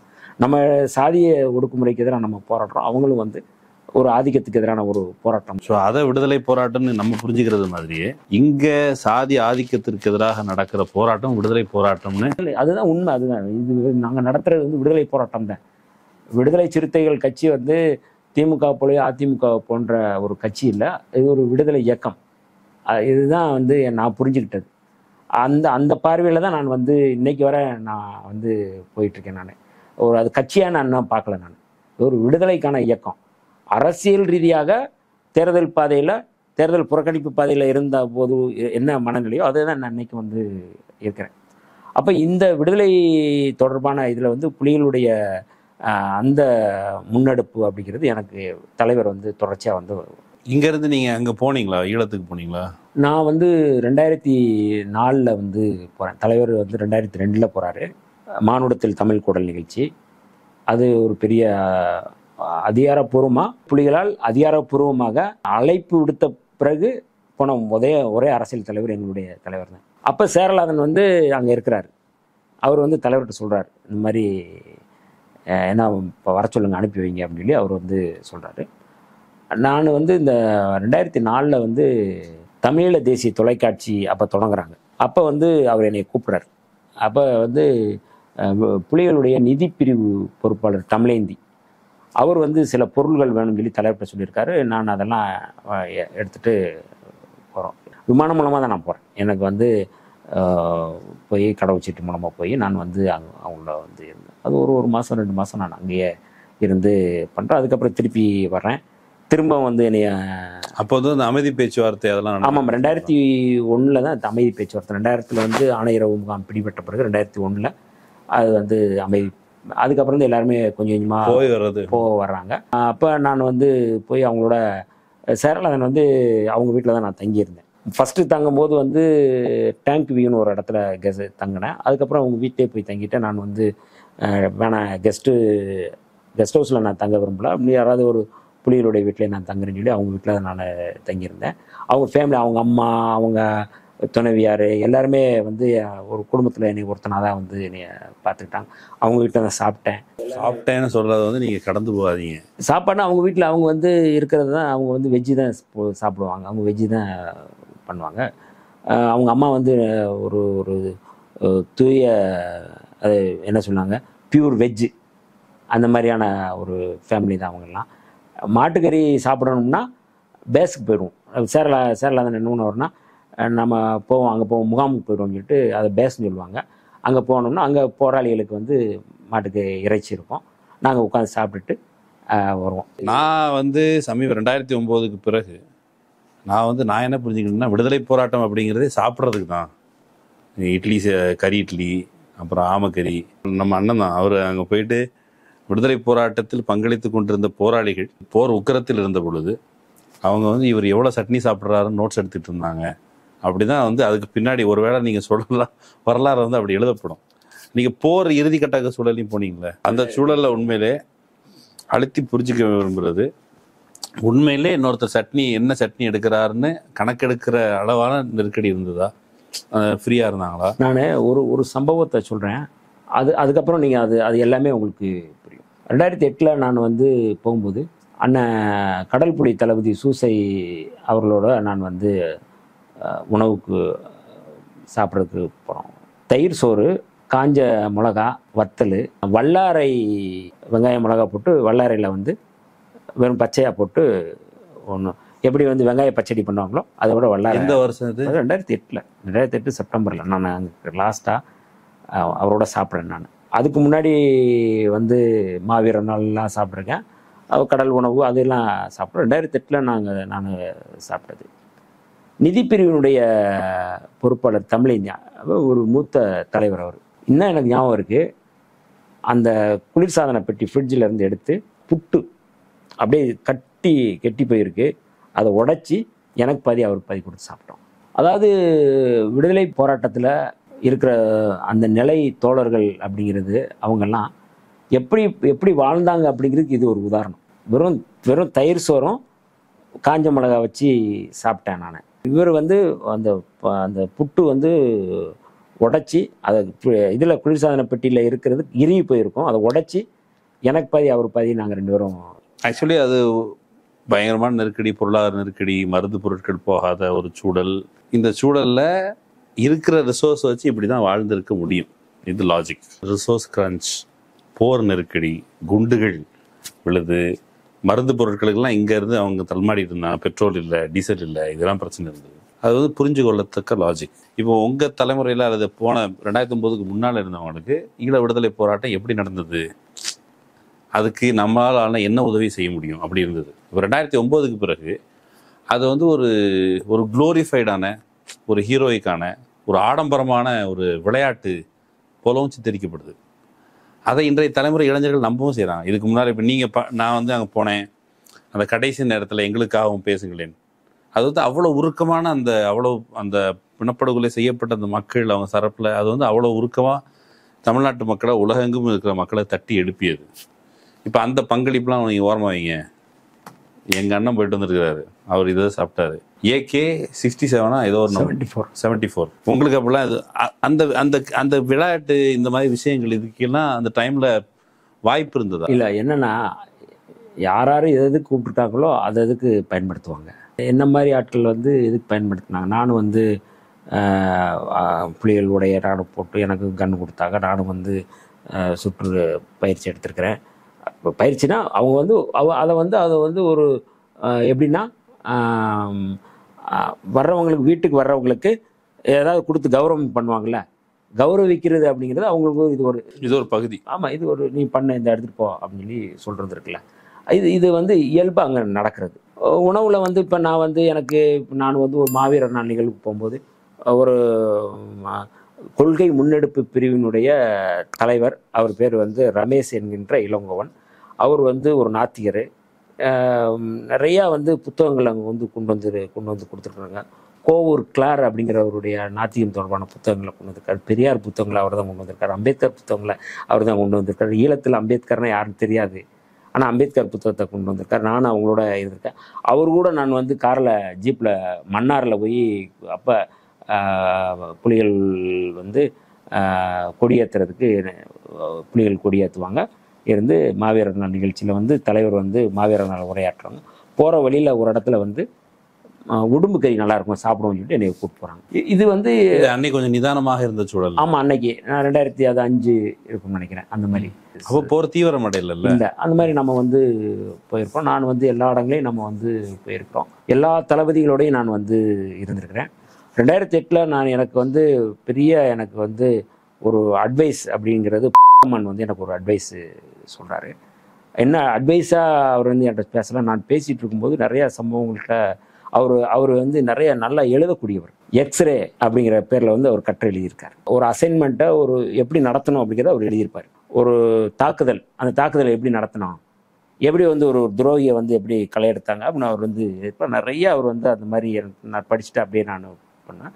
அப்போ நான் ஒரு நாள் கேட்டேன், நான் இந்த மாதிரி நீங்கள் தான் வந்து தலைவருக்கு முக்கியமானவர், நீங்கள் தான் பிரெயின், ஆனால் நீங்கள் வந்து ஒரு பதற்றத்திலே எப்போவுமே இருக்கிறீங்களே, அவருக்கு நம்பிக்கைக்குரியவர் நீங்கள் என்ன இதில் வந்து என்ன சொல்கிறீங்க அப்படின்னு சொல்லி கேட்டேன். என்னை போன்ற வெளியிலேருந்து வர இயக்கத்துக்காரங்களுக்கு நீங்கள் என்ன சொல்ல வரீங்கன்னு கேட்டேன். அப்போ அவர் சொன்னார், நீ சொல்கிற எனக்கு நீ தான் பிரெயின் சொல்கிற, நீ தான் தலைவருக்கு நம்பிக்கைக்குரியவன்னு சொல்லி என்னை நீ சொல்கிற பாரு வன்னியரசு, இது மாதிரி வந்து நான் அவருக்கு எல்லாமே இருக்கலாம், ஆனால் ஒவ்வொரு நாளும் தூங்கி எந்திரிச்சதுலேருந்து அவர் தூங்க அனுப்புறது வர நான் அவருக்கும் இந்த விடுதலை போராட்டத்துக்கு நான் உண்மையாக இருக்கிறேன் அப்படிங்கிறத நம்பி தான் இருக்கிறேங்கிறத வந்து உறுதிப்படுத்திட்டு தான் நான் தூங்க போவேன். ஒவ்வொரு நாளும் நான் வந்து இந்த விடுதலை போராட்டத்துக்கு நான் உண்மையாக இருக்கிறேன், தலைவருக்கு நான் உண்மையாக இருக்கிறேன் அப்படிங்கிறத வந்து நான் மனசில் ஏந்திட்டு தான் நான் வந்து செயல்படுறேன்.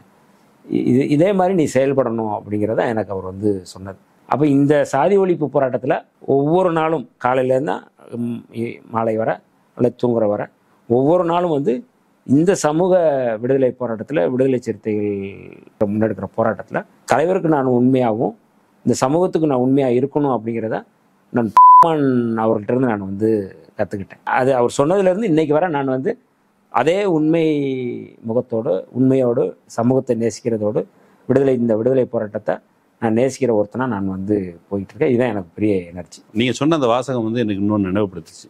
ஆனால் அம்பேத்கர் வந்து என்னிடமிருந்து நீங்கள் ஏதாவது கற்றுக்கொள்ள வேண்டுமானால் நான் இந்த சமூகத்தை ஒருபோதும் கைவிட்டதில்லை அப்படின்னு சொன்ன அந்த வாசகம் நீங்கள் சொன்னபோது எனக்கு நினைவு. விடுதலை போராட்ட களத்தில் நிற்கிறவங்க எந்த வகையிலுமே இன்ஸ்பிரேஷன் தான். நம்ம அதை வந்து எப்போவுமே வந்து அந்த இன்ஸ்பிரேஷன்லேருந்து கற்றுக்கணும், அதில் படிப்பனைகள் எடுத்துக்கணும், சரி தவறுகள் சரி பண்ணிக்கணும். இன்னுமே நான் அந்த ஈழப்போராட்டம் இப்போ வந்து வழக்கமாக அதை வந்து ஏற்கனவே சொன்னது போல் இட்லி கறியோடு அது நிற்குது. அப்படி இல்லை, நீங்கள் போயிட்டு களத்தில் 2009 நீங்கள் நேரடியாக அந்த சமயத்தில் போயிட்டு வந்தபோது என்ன நடந்ததுன்னு விரிவாக பேசணும். அதில் நம்ம இன்னும் விரிவாக எக்ஸ்க்ளூசிவாக அது பேசணும். அந்த வாய்ப்பை சந்திப்போம். ரொம்ப நன்றி. நன்றிங்க நண்பர்களே, இன்னொரு வாய்ப்பை சந்திக்கலாம். நன்றி.